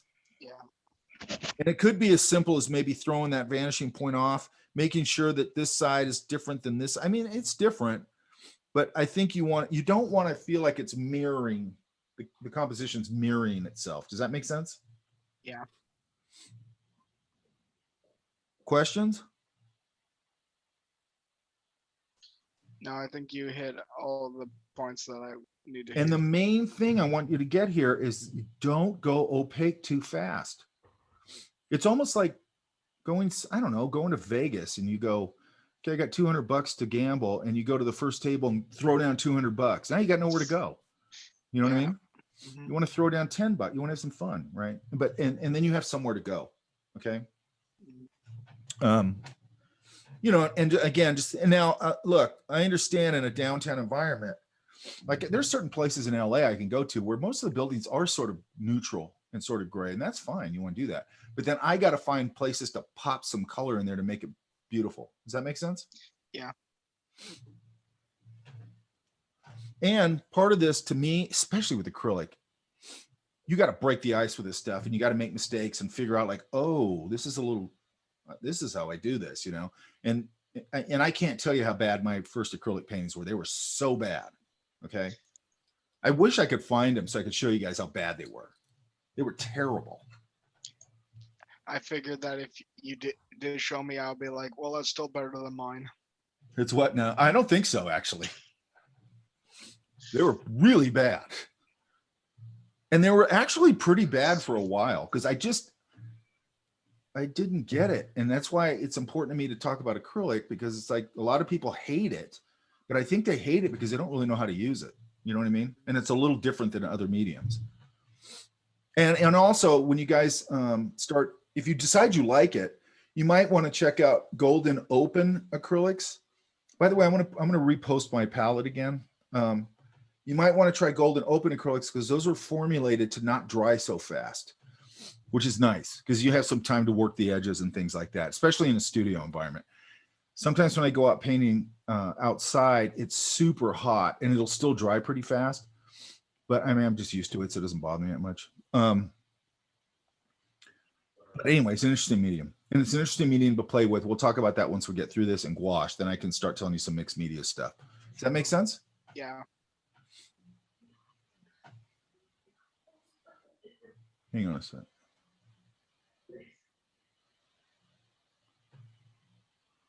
Ebony, how come I have nothing from you? I've got the wet hat done, but I still need to start painting. All right, get on that. Yeah? Yeah. This week, I'm going to want, you guys should probably communicate with me this week. I talked to Elizabeth, I don't know, a couple days ago or something, and we did a Zoom. I would take advantage of that, okay? Because we have this long patch between classes, and I don't like anybody getting stuck and waiting for Friday because I want to get through this. Does that make sense? Yeah. And what I'm going to do here is I'm not going to sit around and spin forever on it. I just want to make sure that you guys kind of understand the medium, because you're going to have to go and do it if you really want to get great at it. I want to make sure you're understanding the process, and that's sort of where I'll cut it off. Does that make sense? Yeah.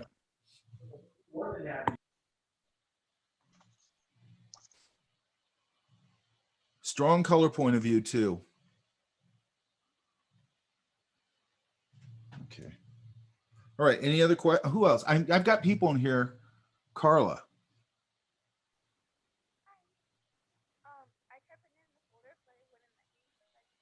What happened to Carla? I hear her, but Yeah, I could hear her. I can't hear her. It was very faint. yeah. Maybe something's wrong with her mic or something like that. Let's Or look at, let's see. Where's the God? Here.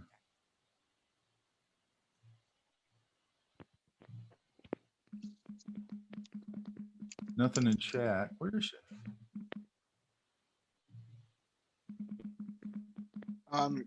Carla said that she sent you an email. Why wasn't it in the folder? The folder doesn't work for me. Maybe it's because like It's because it put it in Yeah. late. That's why. yeah. And it does work for you. You just have to do it by half an hour before class. Yeah. I had a hard time when I was trying to use my phone and the app. I Oh, couldn't. I don't know about the phone. Yeah, that might be true. Where's I got it? I can't hear you.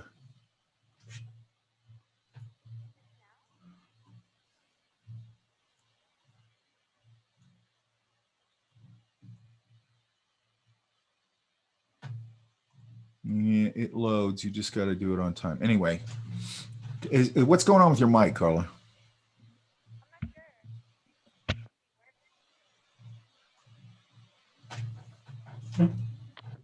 She said she's not sure. You guys are seeing that, and I'm not seeing it. Hello? I'm There hearing you are. it. There you Is go. that, is that Carla? Okay, cool. Yeah, hey. All right, get those things in there on time. Yeah. Yeah. Okay, so what do you think? I mean, so far I like it. I mean, I could work on that glass building a little bit more. Yeah, you can. What I want you to get with the glass thing is it's not that hard to indicate glass just simply. But the other thing is make sure that it's not, what time of day is this? I was trying to do a night scene. Oh, okay. Okay. Then I'm gonna just let you go. Watch the clouds are getting very saturated. Yeah. So that's a thing too, where I might just go, well, maybe I'll take I don't know, like a grayed down blue, and I'll just wash over the whole thing and knock it down a little bit, maybe. Right? Yeah. I was gonna put some yellow highlights on it too. Maybe it'll help it. Well, if it's night, you're probably not going to get a whole lot of that. Hmm. So at night, go look. And by the way, go out. I do this all the time. We were just talking about this in another class.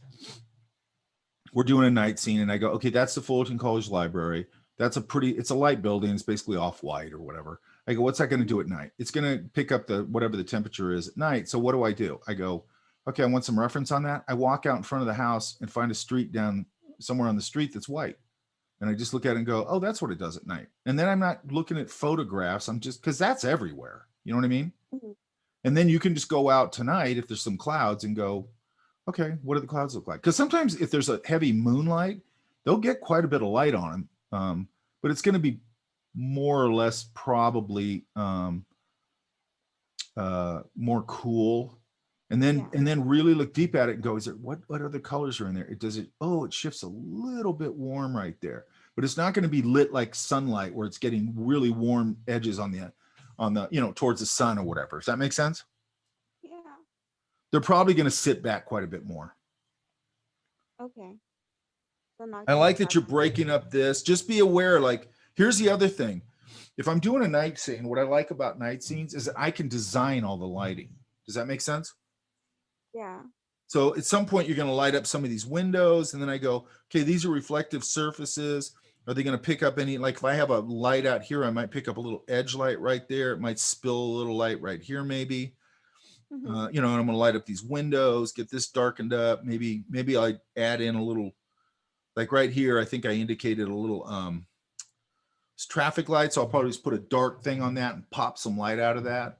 Just all that Yeah. stuff. Does that make sense? And then what I'm thinking about, if I put a light right here, then I can light that up a little bit. It comes back to that design thing. And at night I can really design it, because then I can go, okay, this is getting a little too dark. I can't see it. So I can put a light down there. Like maybe there's like right here, this space between these two buildings, there's probably light in there. So I could light up one Yeah. side of it a little bit. I don't have to explain to you what that light is. There's probably some light down there. It could just be the light coming out of the window of this building, spilling onto this building, right?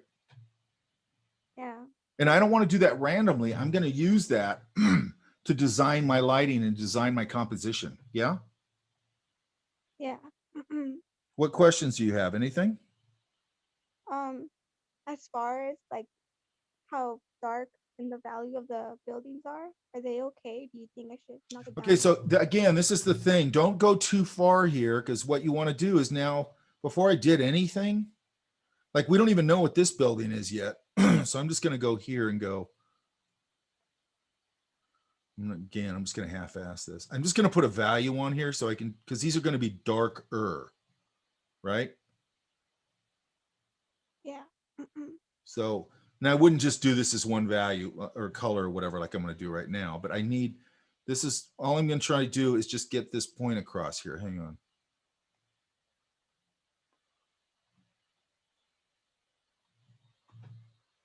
And I'm just going to pick a neutral blue.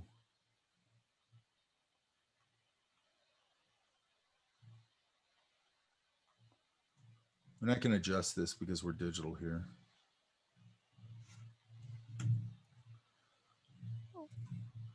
And then I'm going to go, and it's probably a little darker than the surrounding thing. So I'll go like maybe there. Okay. And I can't judge those other colors until I have the whole thing blocked in. Does that make sense? Sorta. And so then I go, okay, it doesn't look too dark really. And then I'm just gonna do this real fast. Then I can come in here and go, well, I'm gonna have, man, I hate the way they did this palette in Photoshop. I'm gonna go up a layer. Maybe just real quick. Oops.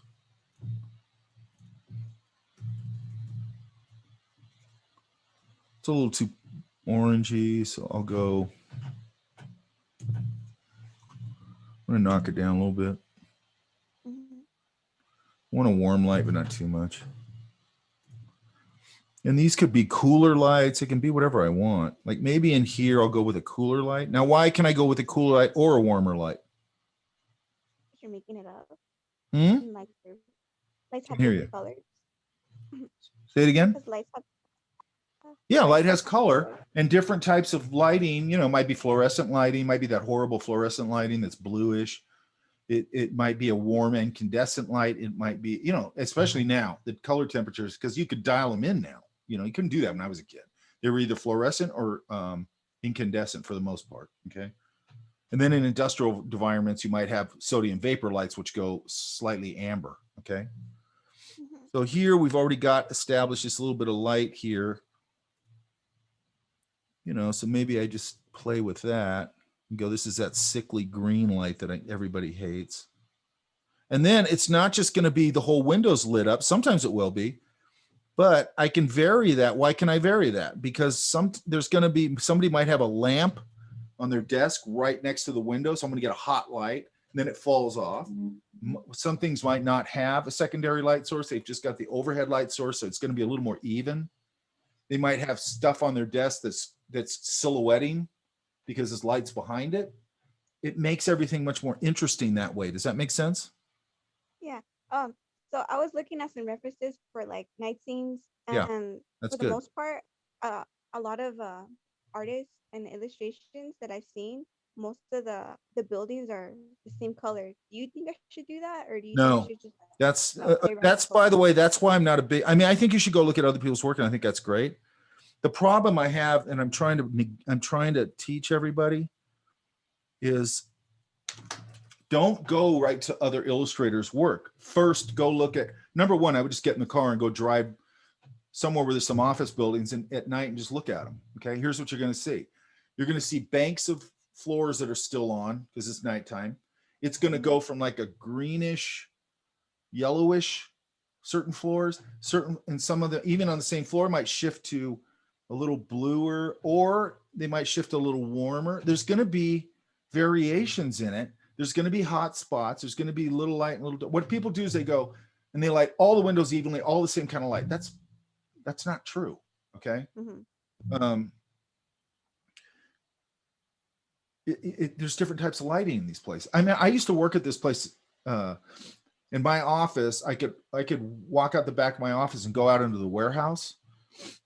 And in the warehouse, by the way, I think this is shouldn't be allowed. They had, I think it was sodium vapor light in there. And it's this massive warehouse where all the workers worked doing, you know, making the product or whatever. And every now and then they'd go out there just to take a break. And they had sodium vapor light in there. So it's this weird amber, weird light. And it's like to stand around in that light all day long is horrible. Does that make sense? Yeah. It looks super weird. It looks surreal. And then I noticed downtown LA, I think they've got sodium vapor lights in certain parts of downtown LA, because I go down to this friend of mine's gallery all the time, or, you know, when he has openings. And when you walk out, and this is over by FITM, over in kind of the fashion area. You walk out and it's this sickly sodium vapor light. It's so bizarre. It's like, why would you artificial up this environment? It's weird. Does that make sense? Yeah. So you want to be hyper aware of these things, you know? And then, you know, then I start to go, you know, maybe this thing has, you know, sometimes they just have this random stuff on here, or maybe it's like an antenna and they'll put a little light up there. Oh yeah. And I'll do that just to break things up a little. I'm trying to find, you know, this is my environment, so I can do, that's too much, but I'm trying to find things to make it interesting to me, or just to make it interesting to the viewer. So I'm going to pick up. So in here, I need to do some more work. It's too spotty on my, Yeah. what I'm doing. Maybe I'll, why is this doing that? Hang on. There it is. Oh, cool. Now it did that. In here, part of this, I might just light up just into that little sickly green area, some of this. And then maybe this light is just on, it's the ceiling, it's those panels, right? So I'll just leave it up here. It's going to hit some stuff down here, and then here it warms up a little bit, which is nice. Like, let's look at that. It warms up right there. I like that. So let's push that a little bit. And I can even mix some of that into the other stuff in here. And I'll leave some of them not even lit. Yeah. Does that make sense? Mhm. And then over here, I'm going to go, well, does this work over here? I don't know. Maybe it does. And then up here, this is like a little, they have those little things that go into the building. There's some offices or whatever in there.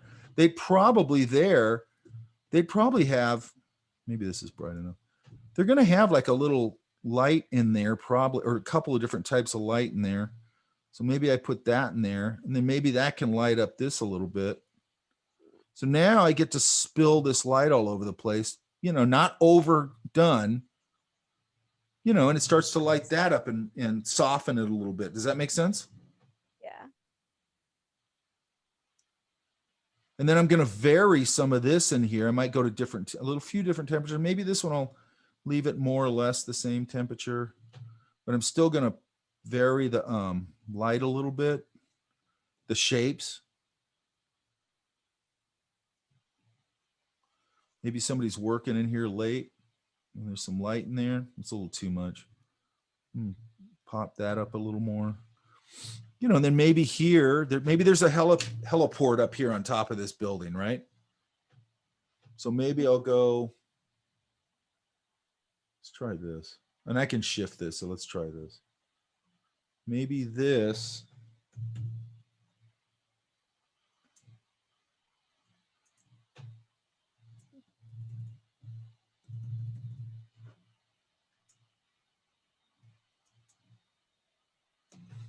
It has one of those heliport things on it. Does that make sense? Yeah. Would they light it up? I want to knock it down a little bit. And then I,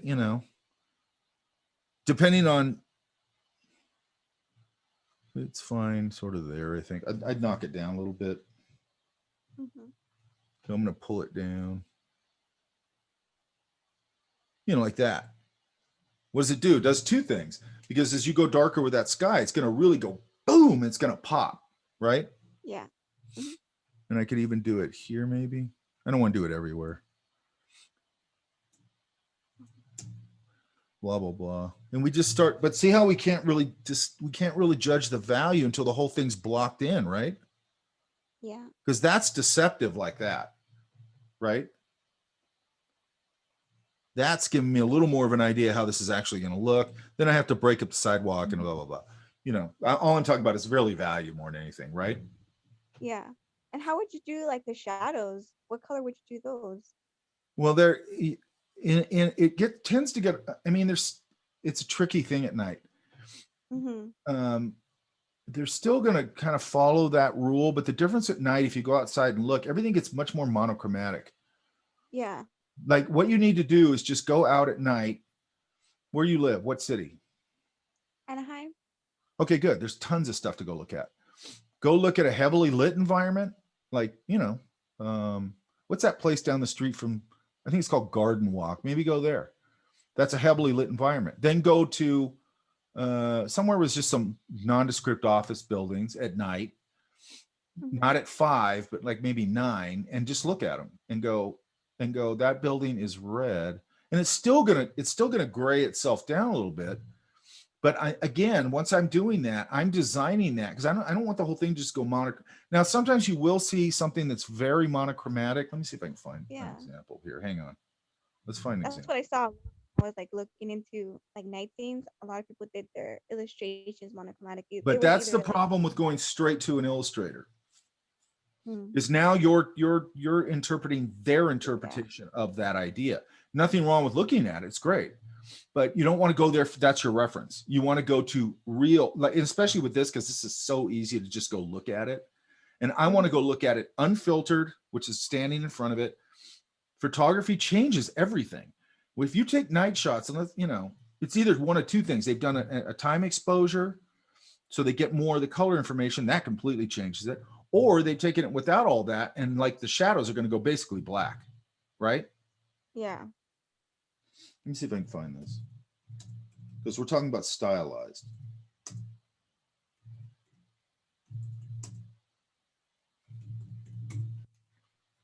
And this guy's really good. He does really cool stuff. Yeah, here we go. And this is a different way of, this is a very stylized way of doing this. Yeah, perfect. Hang on. And it's fine. It's a different way of doing it, but it's fine.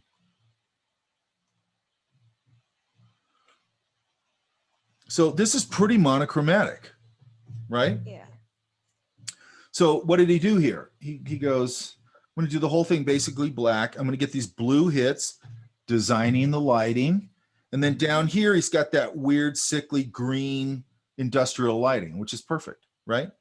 Mm-hmm. And then if you look at his windows, they get a little warm over here. Look at, and they get a little warmer over here, and then they go cool, and they go a little warm. And he's basically using two ideas there, warm and cool, and that's it. Okay? Mm-hmm. And it's effective. It works great. Let me see. Here's another version of that idea. But now more temperatures. You see that? Yeah. So now he's getting very warm down here, and then cool, and then warm. And why? There's a warm light source right there. You see that? Yeah. That's an incandescent light source. That's what you want to do. You want to design it. Okay. Mm-hmm. And then here, look, that light on the horizon silhouettes this face. And then look at all these lights here are warm, but they're all basically one temperature and value, right? Yeah. And then they shift a little here and a little bit here. But what he's really doing is he's using so much black to sort of hold everything together. Okay. We don't want to use black. Okay. Yeah. We want to use temperatures and value and all that. Another variation on that idea. So you'll see that sort of idea a lot with this sort of comic book stuff. Okay. And comic books, why? Because comic books use inked, very black, very graphic shapes to sort of lock that thing together like concrete, and I do this demo in my 101 class, and I take an inked comic book drawing, and I'm like, I can color this thing in like 20 minutes or less, because it's so locked together with all those values, right? And we're not doing that ink idea, but we do want to lock all these things together very strongly with our value structure. Yeah. Yeah. Okay. And then look at, if you want to really go, okay, so go and look at it. That's number one. Then I would go and look at people like,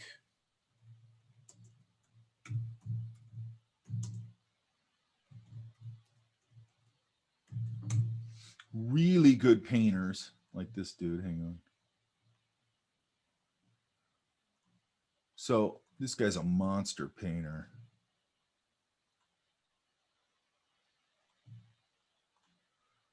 And this is how he's interpreting a night scene. Okay. Now his interpretations can be much more from observation and life. Does that make sense? Yeah. And what I'm saying here is I'm not going to copy that, but there's some truth in there that I go, oh, I never thought of it like that. And his information is coming from a place of observation, which is more useful to me. I'm going to go to the headwaters. That's going and actually looking at this stuff. Okay. Here's another one. Look at that greenish, tealy ground thing. And it's weird when I saw that, I go, oh, that's totally true. It does do that sometimes, right? Doesn't have to. Yeah. So he tends to go to this sort of tealy kind of thing. Not always, but. And then what happens in this light here? So let's take this, look. let's take this idea because this is interesting.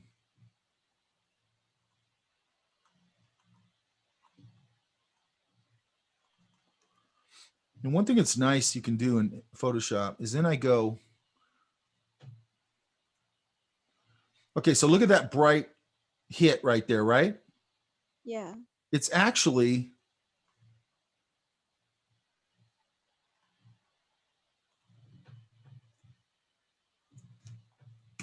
that. Look how much blue's in that, right? Yeah. And then if I go here, you know, I go to like, look, here's the a darker value.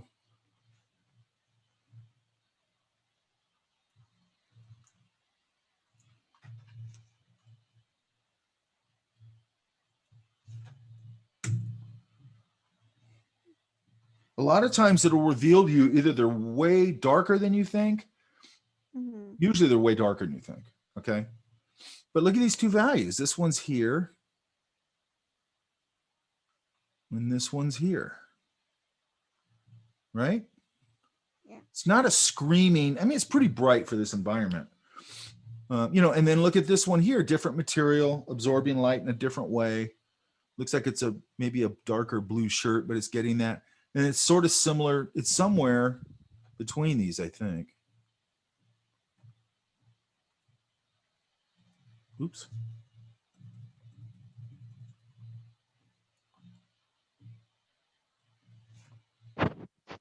Oh, yeah. See? Dark, medium, light for the most part.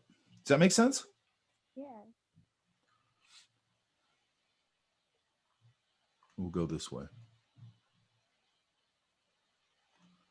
So what you have to get out of your head is you have to go look at these things.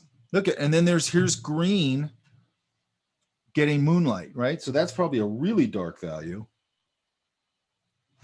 even though it looks like a fairly light value.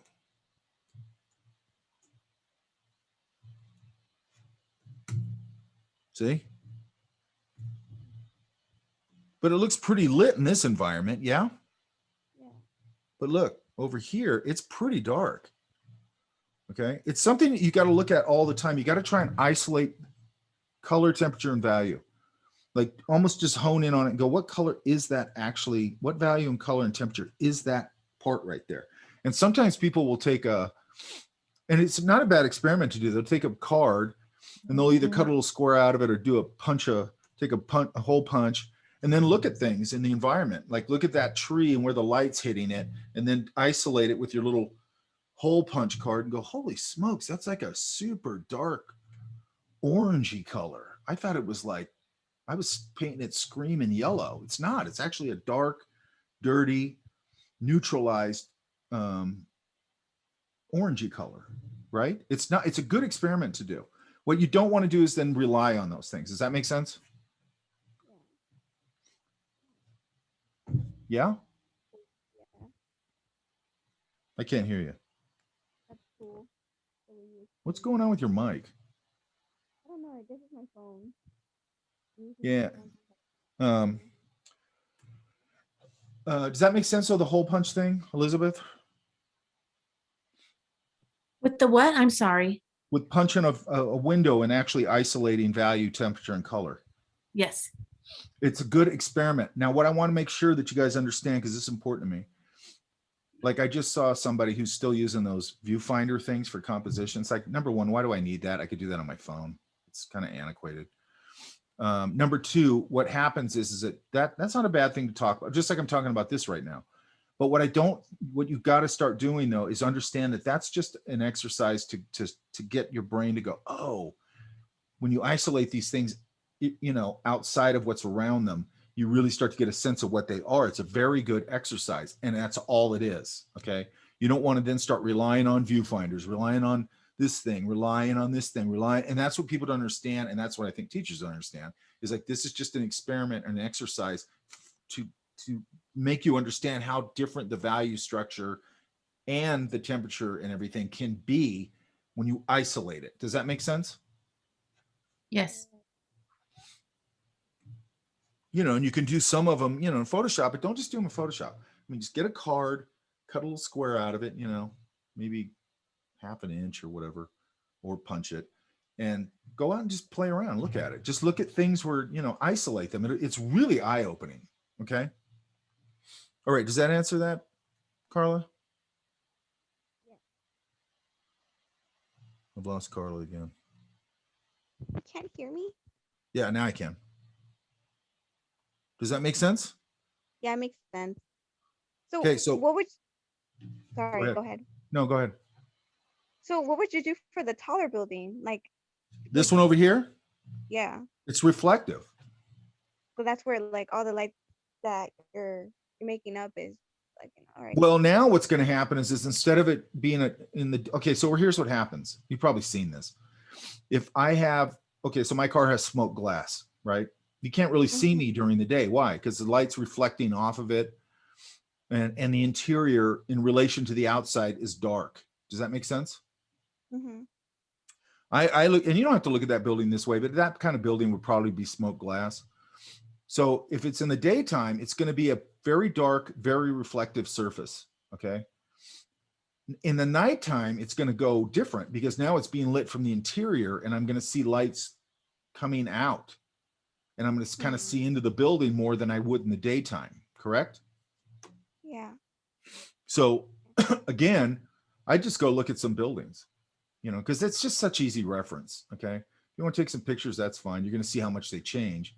But the best way to look at, I always say this, go to the headwaters of whatever you're doing, you know, sure. Go look at some illustrators and how they handle it. That's great.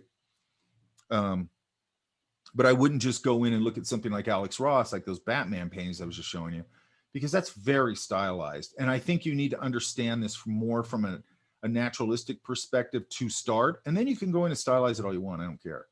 But I want to make sure you have if you don't have an underlying understanding of how this works sort of in the natural world a little bit, and then how we can sort of push that and design it a little bit. And then maybe you push it all the way to what Alex Ross is doing, to a very stylized idea.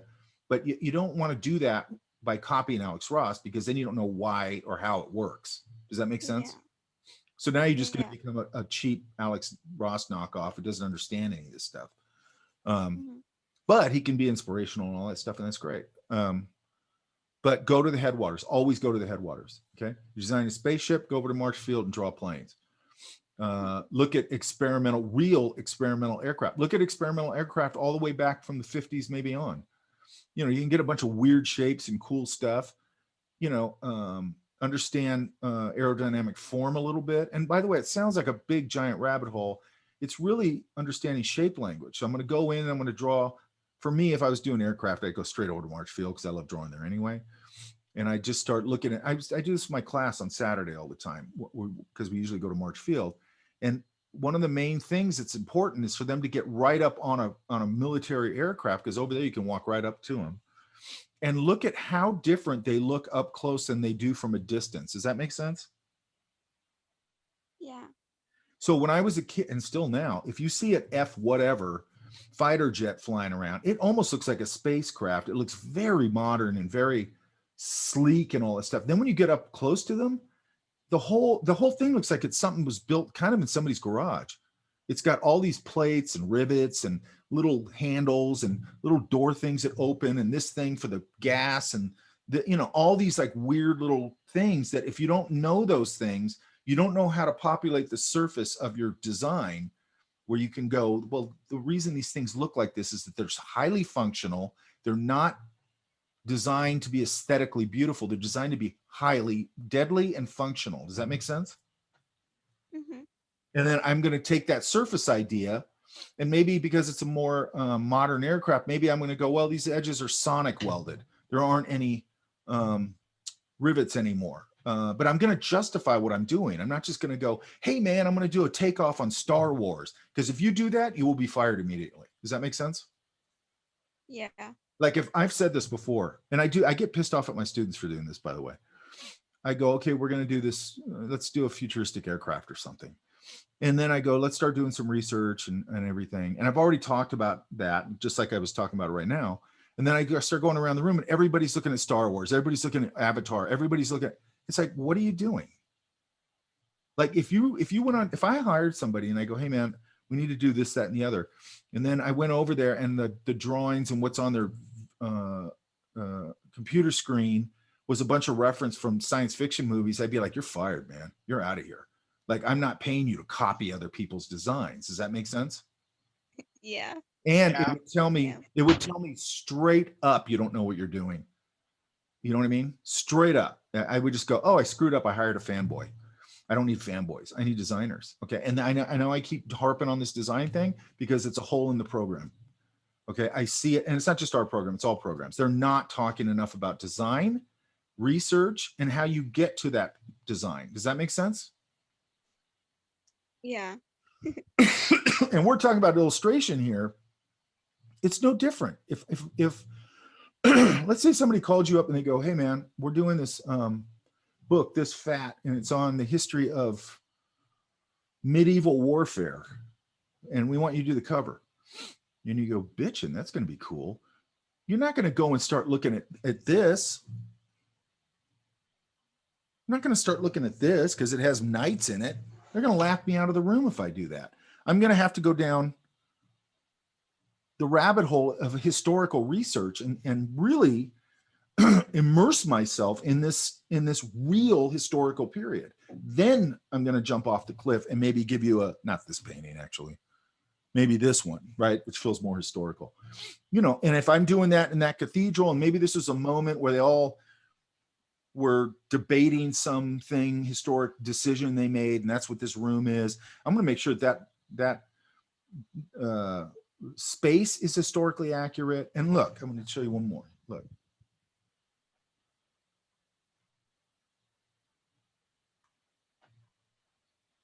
Because this is a really good example of this. Come on, man.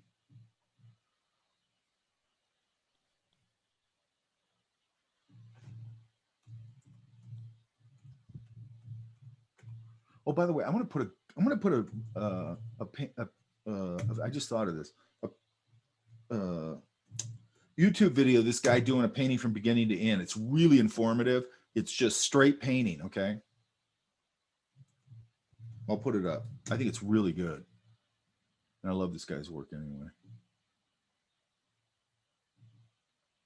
What kind of paint is it? Is it oil paint? Yeah, he does works like that, oil paint. Oof. Damn. I think the video I have is him painting this. It's super straightforward. Oh my God. No bullshit painting. Okay, this is just straight up painting. But he's done work for like what do you call it? National Geographic. Oh, that's interesting. He's done work for everybody, but ooh, hang on. And what I love about his work is it's just great painting. Hang on. Where is this damn painting? There's no way he doesn't have this in here. Let's see. Let me have to search it. Hang on. I'm surprised he doesn't have this on his website. It's weird.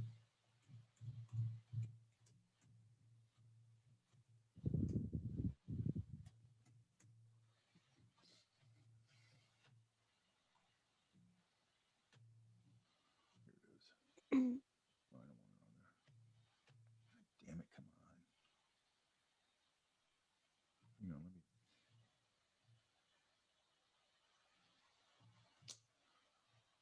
hang on.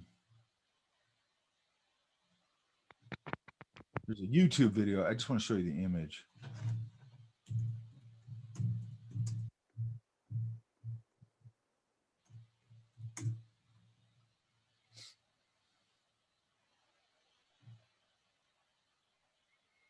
Boy, is that annoying. I can't. It's like usually you can find this image really easily.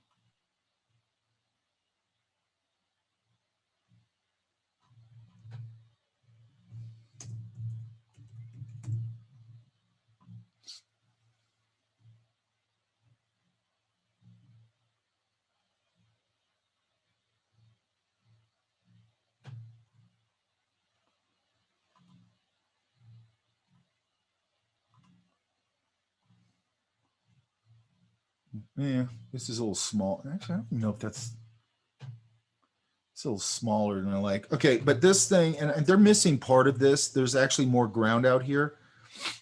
But this was done for National Geographic, okay?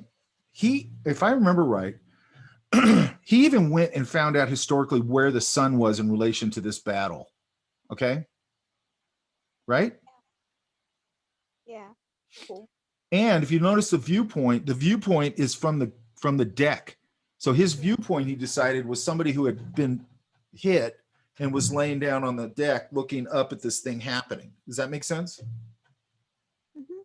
And then I remember reading this about this thing. You can probably find the article, and it was a long time ago, so I'm paraphrasing. But and he was saying, like, National Geographic gets super weird about it. And like when he was doing the jacket or wherever, they go, those wouldn't be brass buttons. Those would be wood or whatever. You know what I mean? Oh, that wouldn't have that. His buttons would actually be about 6 inches down from, that's where they would start out here. You know what I mean? Like they get crazy with all their stuff. Does that make sense? And they should, because that's some historic battle. I don't know, whatever. But his thing is, and what I like about his stuff is it's just really good oil painting. It's not, hang on. Oops. There's absolutely no tricks in this.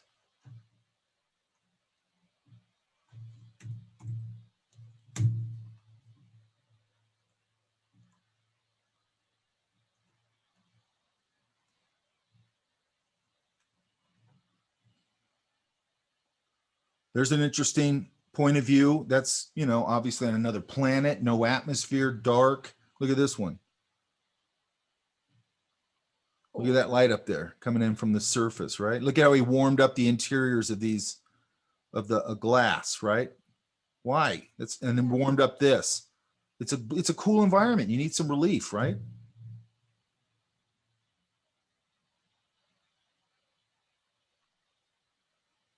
Oh, that cat one. Cute. But look how loose the brushwork is, right? Yeah. That is badass, man. I love this one. Ooh. And again, I'm not saying, hey, go do this. I'm just saying, like, look at these things. There's things you can pull from all these different things. You might like a much tighter style. That's fine. But I still say start off loose and pull it in and tighten it up. Yeah? Yeah. Oh, wow. Look at this. This is great. And by the way, you want to practice this stuff and do it, in a quicker way, get some gouache. You can use gouache a lot like oil. Okay. But it dries much quicker, obviously. And you can do it. You can go back in and soften edges. And, if you want to play with this kind of thing, go pick a subject matter and go have at it. Right. That's why I've got a plein air class in the curriculum. Hopefully someday we'll get past because I think it's important to go out and work from life. Right. Yeah. And that's why I teach. And this class is different. This class to me is like, take this class before you do that and go, okay, I'm understanding handling this paint. And I was going to I'm going to do it where you could do it acrylic, you could do it gouache, and maybe even oil if you want, where you can kind of pick a medium. I'll probably go over all of them. But then you're taking this paint handling, you're going, okay, I already know I like gouache. I'm already starting to get I've already got a little bit of a handle on how to handle it. And now I'm going to take that out in the real world and do a ton of miles. And guess what? That's going to accelerate the hell out of your learning curve. Does that make sense? Mm-hmm. Observational drawing and painting will absolutely, as long as you got good training in it, or, a methodology, will accelerate your learning curve like you wouldn't believe. Okay. Does that all make sense? Yes, sir. And I will put up a video on Gregory Manchester doing that above the timberline painting. And what I love that it's just so straightforward. He does it on unstretched canvas but he also has really strong reference. Like he lights it, he shoots it, I think in black and white, so you can see all the values. He works it all out, figures it all out. And he's got really strong reference for lighting and all that stuff. Does that make sense? Yeah. Okay. Any other questions, you guys? Do you think it'd be better if I just took the clouds away from the cityscape, or do you think I should leave them? Put the clouds what? Should I take them away, or should I just I think I just knock them down. Okay. And then maybe where it's poking out here, then maybe, I try not to do this by hand, but. And I probably talked about this. Here's a little trick you can do with, let's see if that's bright enough. Let's go here. I'm going to go to a,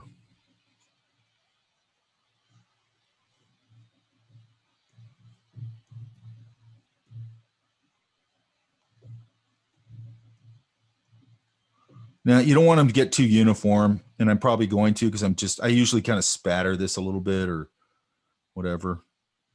But the trick with a few of those, right? That's too uniform. But the trick with that now is I'll go to another higher value, almost white, but I'm still keeping color in it. Go to a smaller brush. I might even go to a harder edge brush. Let's do that.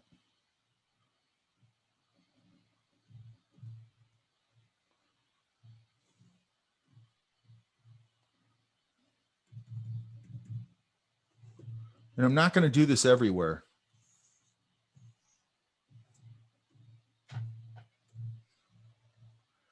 And you'll see that they start to sparkle a little bit if a few of them have a hotter hit in the middle. Does that make sense? Because it's sort of like further away and closer, right? And it'll sort of make your sky sparkle a little. You don't want to overdo it. You know, so maybe you got some sky poking through there a little bit. Yeah? Cool. Thanks.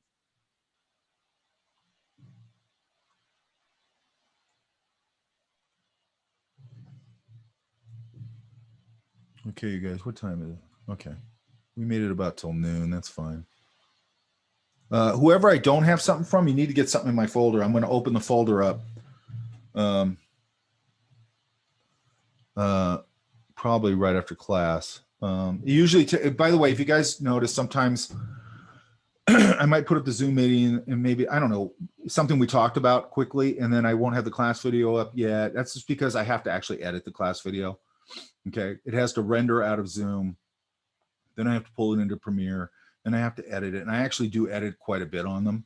I might not have to today too much. I edit if we're BSing and, you know, I'm telling some silly stories. So I'll usually edit that out. Or if whatever, I edit things out.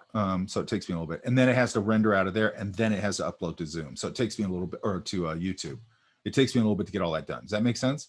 So I'm not forgetting the class video. I'm just trying to get the information to you that we talked about, like Gregory Manchess. I actually think that's really good, just inspirational to watch him do that from beginning to end. And I also love that it's just, like I said, just straightforward painting. Okay.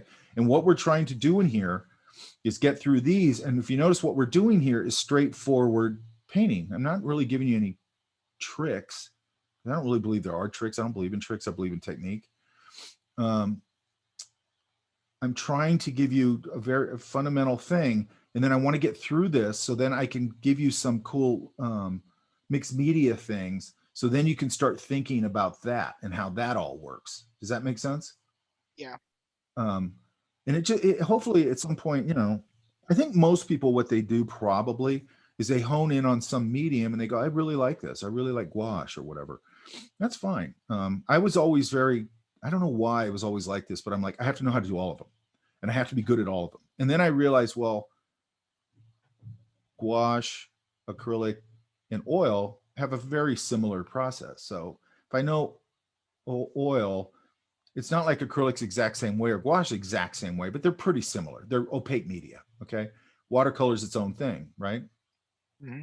And then once I get proficient with those things, then I can go, well, I can use those watercolor techniques in oil, you know, to look at that. Okay, that's oil. I mean, look at the quality of light in that painting. Yeah? Mm-hmm. Now, what this is he uses a rub out technique. Okay, so it's very washy. I'm sure he builds it up to opacity here and there. Very washy. And then he's rubbing out, probably with a damp brush or a rag, his lights. Okay, and then he probably goes to opacity back into the lights, probably. But look at that. Mm-hmm. So right here, he probably started going opaque again and working back into these shapes. But that quality of light and that is just, I think that's amazing. Okay. And then, you know, they would both do things like, they both did a lot of sports paintings for some reason. So look.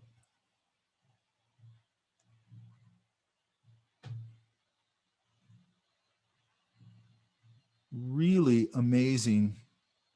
Look how thin that is. And then he goes in a little bit opaque here. Now that's, I don't think anything in there's probably that fat, but it's a little more opaque, right? And I haven't seen these in person, so maybe it is.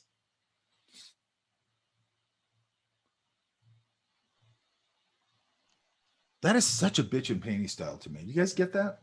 Mhm. Elizabeth? Okay, but what I'm saying is loose washes, pulling out of the soup. And why does he arrive at this style? Because he's chasing some sort of image in his head. He's probably really well trained, and he put together all that stuff and created his own thing. Does that make sense? Yeah. That's what I want you guys to be able to do. And then if you know a lot about this stuff, then you start taking that into your digital environment and you start going, oh, I'm going to throw nice brushwork in here because nobody in here even gets it. Oh, I'm going to understand reflected light and all these things I can do because I get all that stuff. Because I'm telling you right now, most of the people who are doing this stuff on a college level, depending on where they're at, they don't even think about that stuff. Okay. And that's what's going to elevate your work to professional standards. Okay. Okay. Any other questions before I let you guys go? Wait a minute. Let me make sure. Yeah. And again, if you guys need to hit me during this week, you need to hit me. Yeah. Okay. Not physically, but Elizabeth's already thinking that.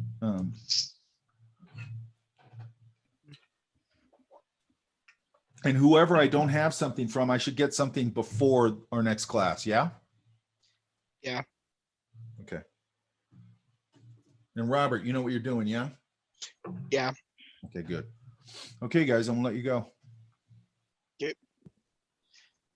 Thank Have a you. nice day. Thank you.